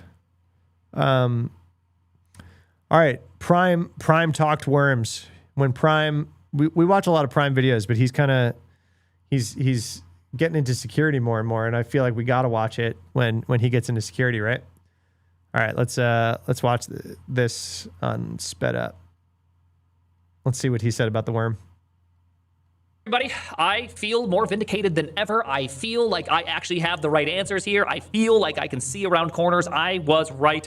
My hate of the JavaScript ecosystem was not unfounded. Yet again, we are having more and more security issues. Now, this one just happens to come with a new flavor today. It is yet another worm. If you're not familiar with how the worm works, effectively, someone gets compromised somehow, and then packages get overridden and released, in which when you install it, it executes a build script in which then goes and installs on your system a bunch of bad stuff, attempts to steal stuff, or maybe it doesn't do anything and waits until it's back on CI/CD, and then when you go and publish, it goes and takes your stuff and then keeps on doing this like forward progressing, always publishing new versions of all the packages, constantly spreading throughout the universe. Now, this particular one is called mini shai hulud because it didn't affect as many packages as the full shai hulud, but it's the exact same type of worm. It ended up affecting a very high-profile NPM package, the TanStack. 42 packages from TanStack, that's a lot. It also affected Minstrel AI, UiPath, OpenSearch, Guardrails AI, DraftLab, and others. Effectively, how it worked is that it hijacked an OIDC token from the action runners and poisoned the GitHub Actions cache. This allowed them to publish malicious versions through real CI/CD pipelines, which means that anybody looking at the versions, it would be signed off and being like, hey, yo, this release, it's good.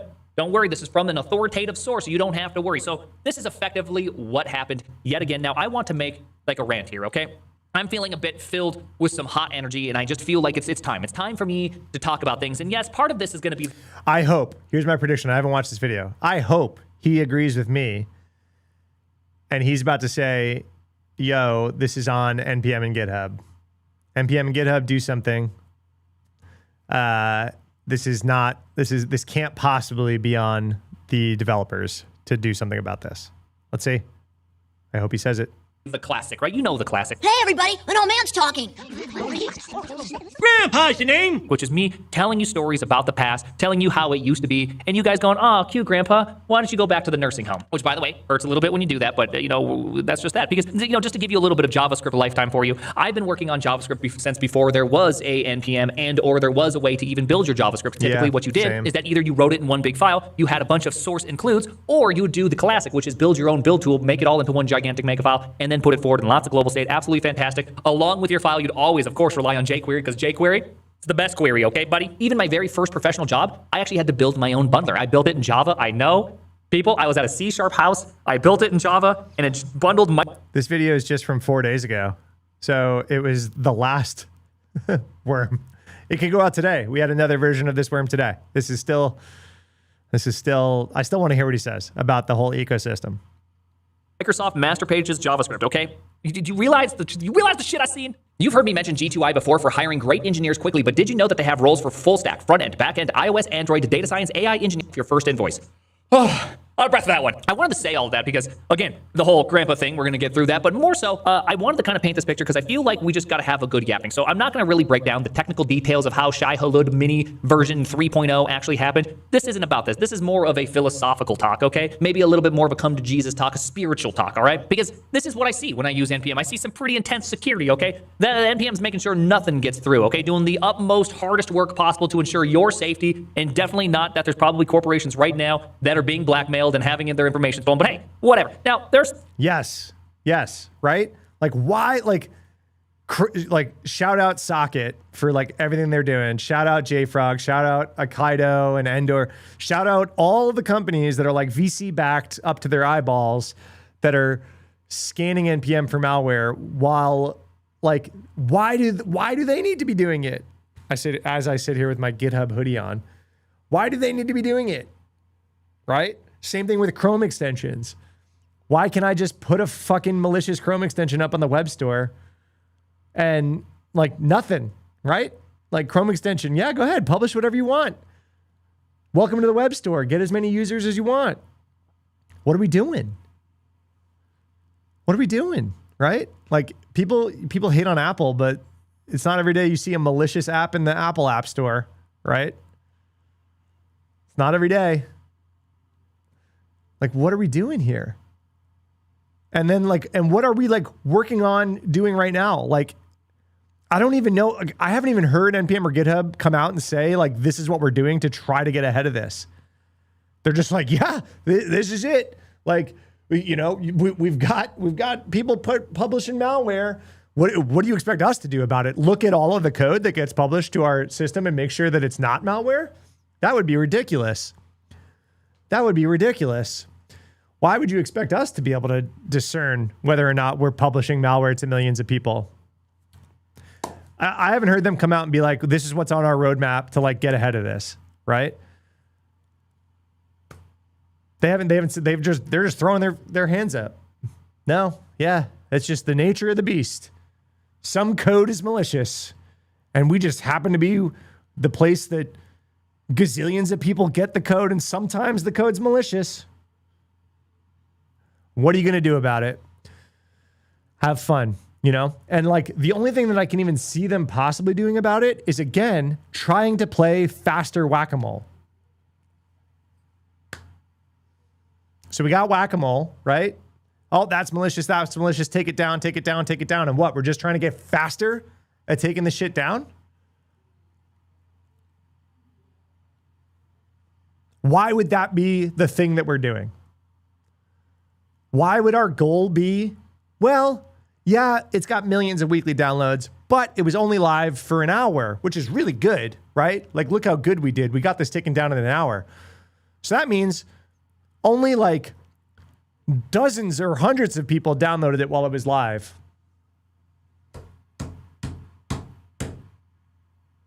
Low Level has a video with advice. I mean, the advice for developers is there's obvious things that developers could do. But what I'm saying is this shouldn't be on developers. We shouldn't just like rely on everyone who's going to touch NPM to make sure that their settings only grab 7-day-old packages, right? We shouldn't have to rely on that. All right. Things you can obviously do. So just kind of like some PSAs, you can always use PNPM. You can have minimum release age, meaning you don't get the newest libraries. But of course, what's the problem with the newest libraries? If you don't get the newest libraries, you could be releasing stuff that has a major vulnerability. Let's just say Next.js also had a huge problem this week. Or it's the inverse. You get the new... Right. So like exactly the trade-off is if you wait 7 days because you're trying to not pull malware, then you're not going to pull a critical vulnerability patch the day that it comes out. So you're gonna be pushing code with a vulnerability in it for at least a week.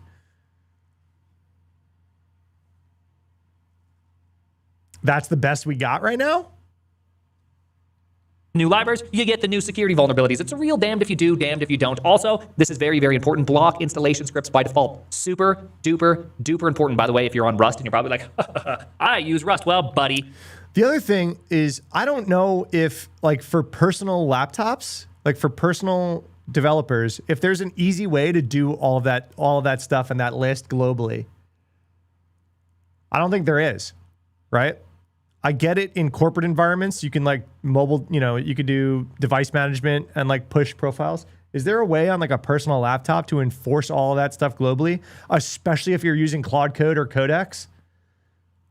Is there a way to make sure that Claude Code and Codex never step outside of that list of recommendations? I'm not sure.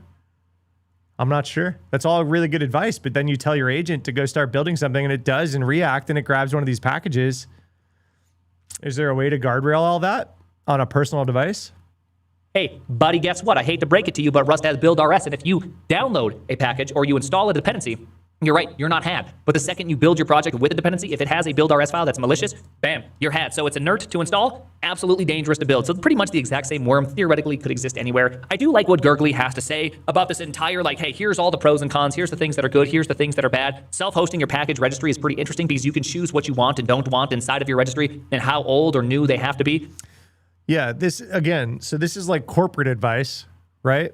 Like this is not really tenable advice for like developer doing developer things, which is how these attacks wind up propagating to begin with, is just a maintainer of a repo gets popped, not via like some corporate machine or for some corporate thing, right?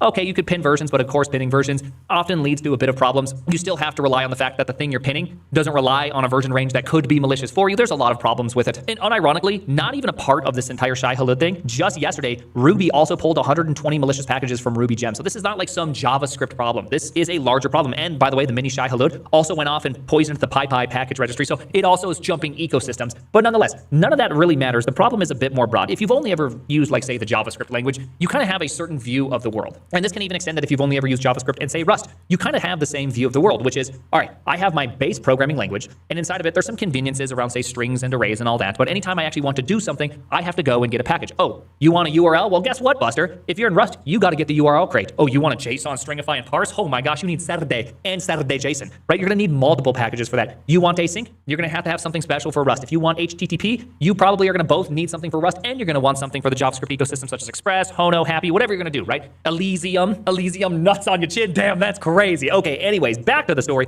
Either way, anytime you want to do a thing, you effectively need to go and get a bunch of third-party dependencies. Now, these third-party dependencies, they often have the exact same thing. Hey, I'm going to build HTTP whatever. Well, I'm going to go and rely on a URL package. I'm going to go rely on this certain async request thing. I'm going to go rely on this certain other thing internally. And so even when you download a package, that package has many sub-packages it depends on. That's why whenever you just start any modern Java... So like this is a really good point, and it's how a lot of some of the real world supply chain attacks that are not part of this like shai hulud thing actually wind up propagating, right? Like we saw the North Korean poison interview type things, and they were doing this with hey, pull this repo or install this IDE plugin in order to do the interview. And the repo itself wouldn't do anything weird, but then there was like double nested includes, right? And it's like, oh, it includes this line, which then includes something which then has a payload, right? So like even if, which this is a big if, right? But even if you like reviewed the code during the interview, like of the package that they were asking you to install, it would look fine unless you also reviewed every dependency thereafter. JavaScript repo or start any Rust project that even touches the internet, you end up building like 100+ dependencies just to get off the ground. Now, This is where the philosophical kind of debate starts, because I just wanted to put that in your head, because I think a lot of people, they don't really realize the world they work in. This has just always been the world that exists. And I'm not even saying that you're a bad person, a bad engineer, or any of that crap, right? This is just the natural state of working on the web, is that you probably went from JavaScript, maybe you dabbled in a little bit of Rust, maybe you got a couple of thigh-high socks, maybe you had some very interesting questions and conversations with your parents. It's like that's just totally the standard ecosystem experience that everybody has. But there's other things in the world. I've been in the process of rewriting the Mordoria game in a different language because I really wanted to give something a little bit more run for the money. I wanted to use both Jai, J-A-I, Blowlang, as some people call it on the Twitters, and Odin. Now, Odin is a C-like programming language for the joy of programming. That's what it's called. Is this the game that they wrote on that live stream with Low Level and some of the other guys? Is this like the tower defense game? I never played it. I just was watching that live stream was kind of fun to watch, like at least the recaps of and stuff. Very kind of cool part about Odin is that, hey, I want to draw textures and do 2D graphics. Well, guess what? Raylib is just included. Now, Raylib is obviously a C library, blah, blah, blah, blah, blah. It has to do with graphics, but it's a part of the language itself. When I run Odin, they have a vendored set of libraries, which mean that I can also just type in vendor and I can do stuff with, say, libc, Lua, X11, curl, WASM, WebGPU. And that's kind of like an interesting experience because that's not the experience you would have in other ecosystems. This language, in some sense, is a complete language. It is a batteries included all the way. So if you need something, it's probably already been implemented in the standard library, or it's been vendored in the case of Raylib or Lua integration, whatever you need for your game. This is a language not only built as a general purpose programming language, but designed to be extremely helpful to people doing graphics. And that's like kind of a unique selling perspective of this, is that you actually have something that is meant for a job, and it does it well. It's kind of like JavaScript. JavaScript was really meant for a job. It was meant to work on the web, and that's why a lot of the initial API also has document, which has Git, query selector all, and has a bunch of ways to interact with the DOM. But then it also became a general purpose language, and then that's where things just kind of got confusing. It never really kept on iterating and becoming more useful for the web because it never really knew what it was. And that's just the thing with Go as well. Just fucking use Go. Yes, this is another one of those highly vulgar articles in which goes over the reasons why you should just use Go. And one of the big reasons down towards the bottom is that dependencies don't ruin your weekend. You can add them fairly easy. They're pretty one-dimensional, or you can actually just vendor them in, meaning that they're actually copied into your project. And now this is where I'm going to say some things that are maybe a little bit more unique. I'm going to go off. Yeah. So Go, I mean, the other thing is just like skill level involved, right? JavaScript is pretty easy to shoot from the hip, right? Like Go and Rust are very different beasts for kind of someone just trying to like pump out a web app, right?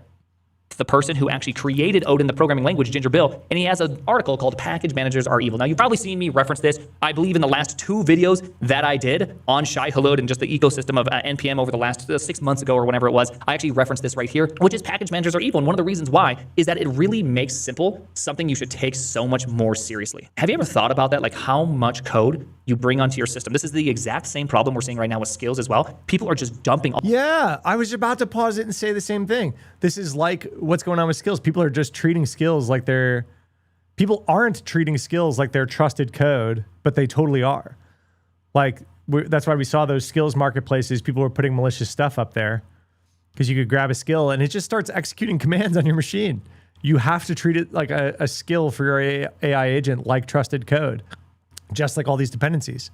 All these skills for their AI to use, and some of them have a bunch of like hidden messages and ways to exfiltrate data from your computer, just like how Shai hulud is out there exfiltrating all of your information. It's the exact same thing, is that we're just kind of inundating ourselves with so much information just to get started on something. We're not really thinking through the problems. We're not using an environment that's been tuned for the task at hand. Instead, we're using an environment that's not really tuned for it. And that's RIP JavaScript for all of its decisions. It never really figured out what it should have been. And even though the language is pretty fun to use, pretty easy to use, you can get quite a bit done, it is a major flaw that it never actually understood its purpose. And so one of the big problems we end up running into is this idea of automation of dependency hell. See, the thing about dependencies is every time you add a dependency, you're adding liability to your program, whether you like it or not. Interfaces change, what makes it hard to upgrade. If there's security vulnerabilities, then you have to upgrade. You may have to upgrade to new major versions. There's all sorts of problems that are associated with it. It's just not the same thing. And when something's in a package that you download and use via NPM, you don't really feel like you can touch it. And often people never even review the code itself. In fact, I did a poll not too long ago that showed it was like 80+% of people don't even look at the code that they're downloading all the time. And I would suspect it's actually probably significantly higher than 80%. The only reason why I have 80% on this channel is because we probably cover more gaming and system stuff at a higher rate than, say, a web dev channel.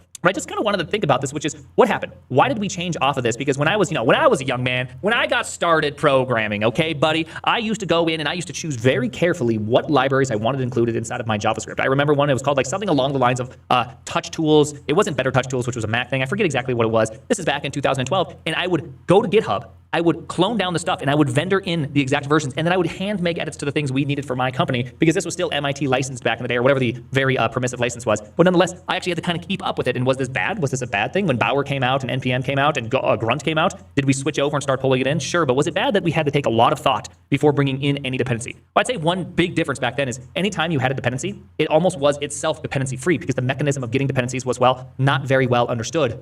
And NPM really hadn't taken a foothold. So anything you got was extremely one-dimensional, which I think just ultimately created very different software 15 years ago than it does today. And should we move back to that day? Well, I do think that we are entering into a world where we're just going to see more and more of these Shai huluds. And part of that is because I mean, personally, I think that this group behind it, they have so much tokens and access to systems, we can't even fathom it. And so every 6 months, they're like, well, should we hack them again, George? And then George is, of course, very happy about this. All right, George, let us send off the token scams again. And then off they go and grab everything. And I think this is just going to happen for the next. He's talking about like API. He's not talking about tokens like AI tokens, just FYI.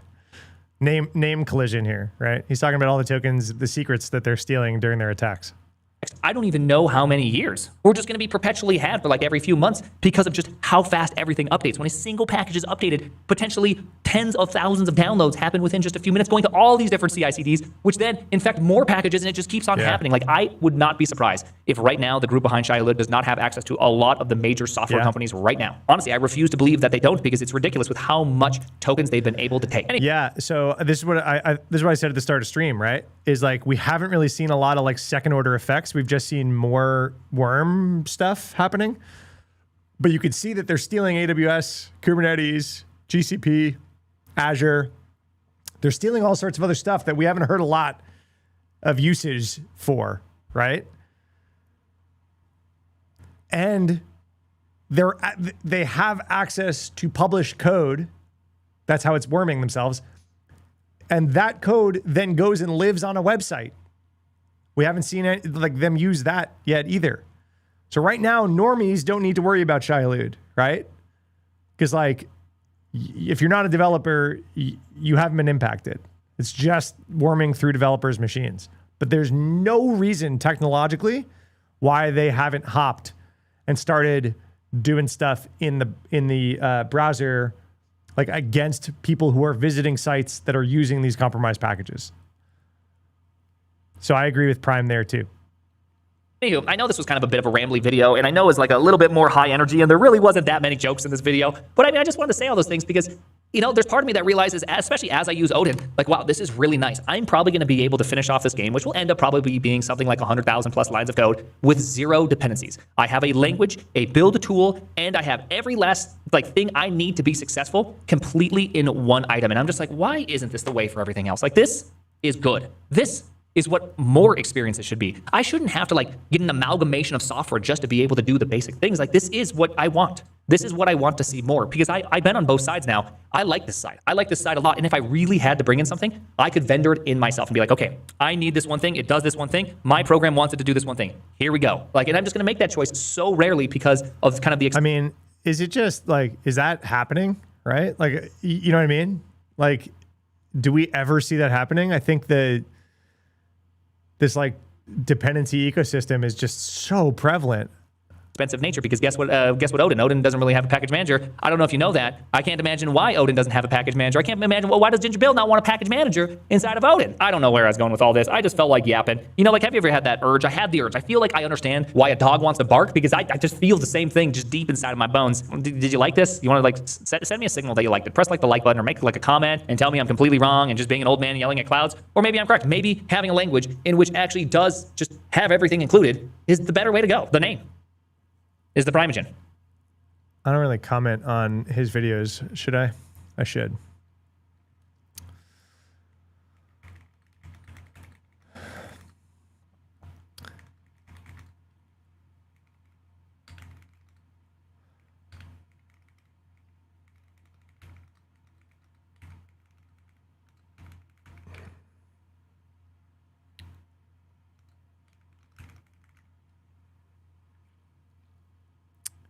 Oh, Ed made a video too.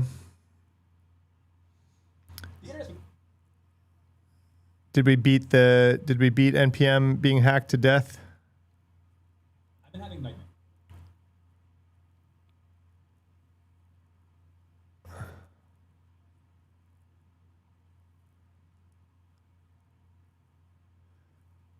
He also has a Gemini hacked video. You don't need to watch it. I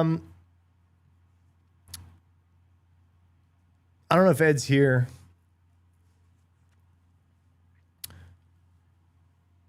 You guys watch Low Level? Is that Low Level? Is that a Low Level emote? I can't hover and tell. It is.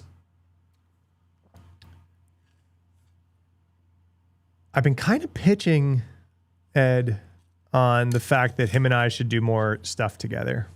What do you guys think?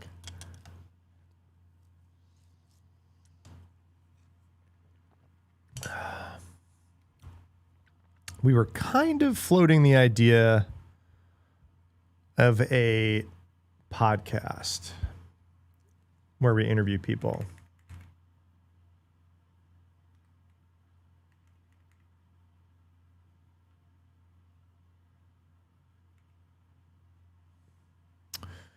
You should. Yes. 100%. Okay. Have you been on the stand-up yet? No, I haven't. I have not been invited.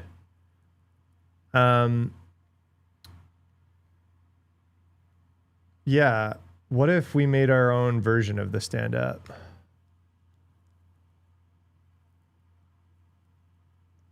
You know?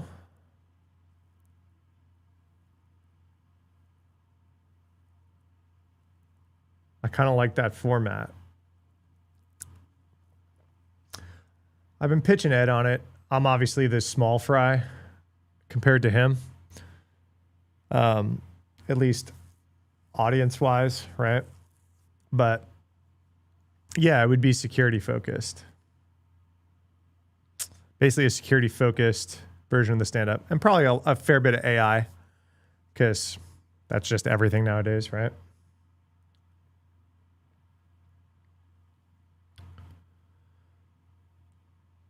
All right, my chat stamps off on the idea. Good to know.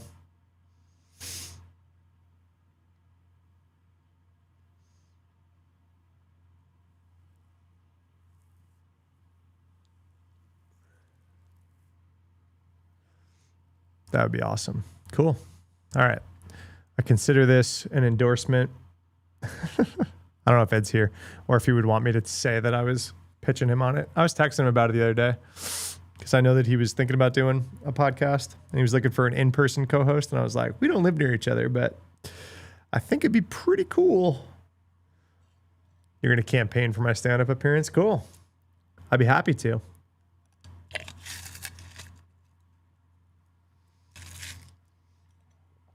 I like their format.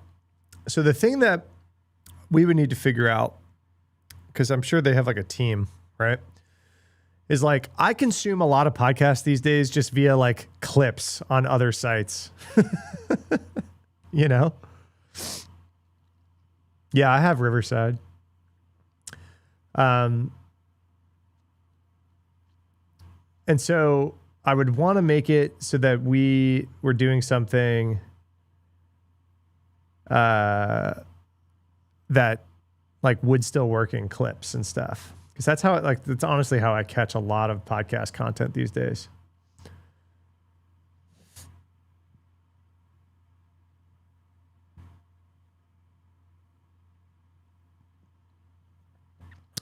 All right, guys, I have an afternoon absolutely stacked with meetings starting in like 15 minutes until the end of the day. So I'm going to go take 15 and get out of my chair before I'm glued to it for the next 4 hours or so for meetings. I will be live again tomorrow. Let's think about what we want to talk about tomorrow. We blew through some news today. Well, we focused mostly on the NPM stuff and the Mythos blog post, but there's probably some other news that we could hit tomorrow. But yeah, let me know if you guys have any suggestions of what we want to chat about. I'll be live probably in the 9 o'clock hour, in the first half of the 9 o'clock hour tomorrow morning. I think. Oh wait, hold on. I think I had a meeting pop up with some Europeans that wanted to. Let me see if I'm lying about tomorrow. Oh yeah, I'm going to start a little later tomorrow. I'm going to start around 10:15 my time tomorrow, 10:15 Central. I have a meeting until then. So I'm going to start stream a little bit later tomorrow because some Irish people want to talk to me and they always need to do the mornings. So I'll be live tomorrow morning around 10:15. All right, cool.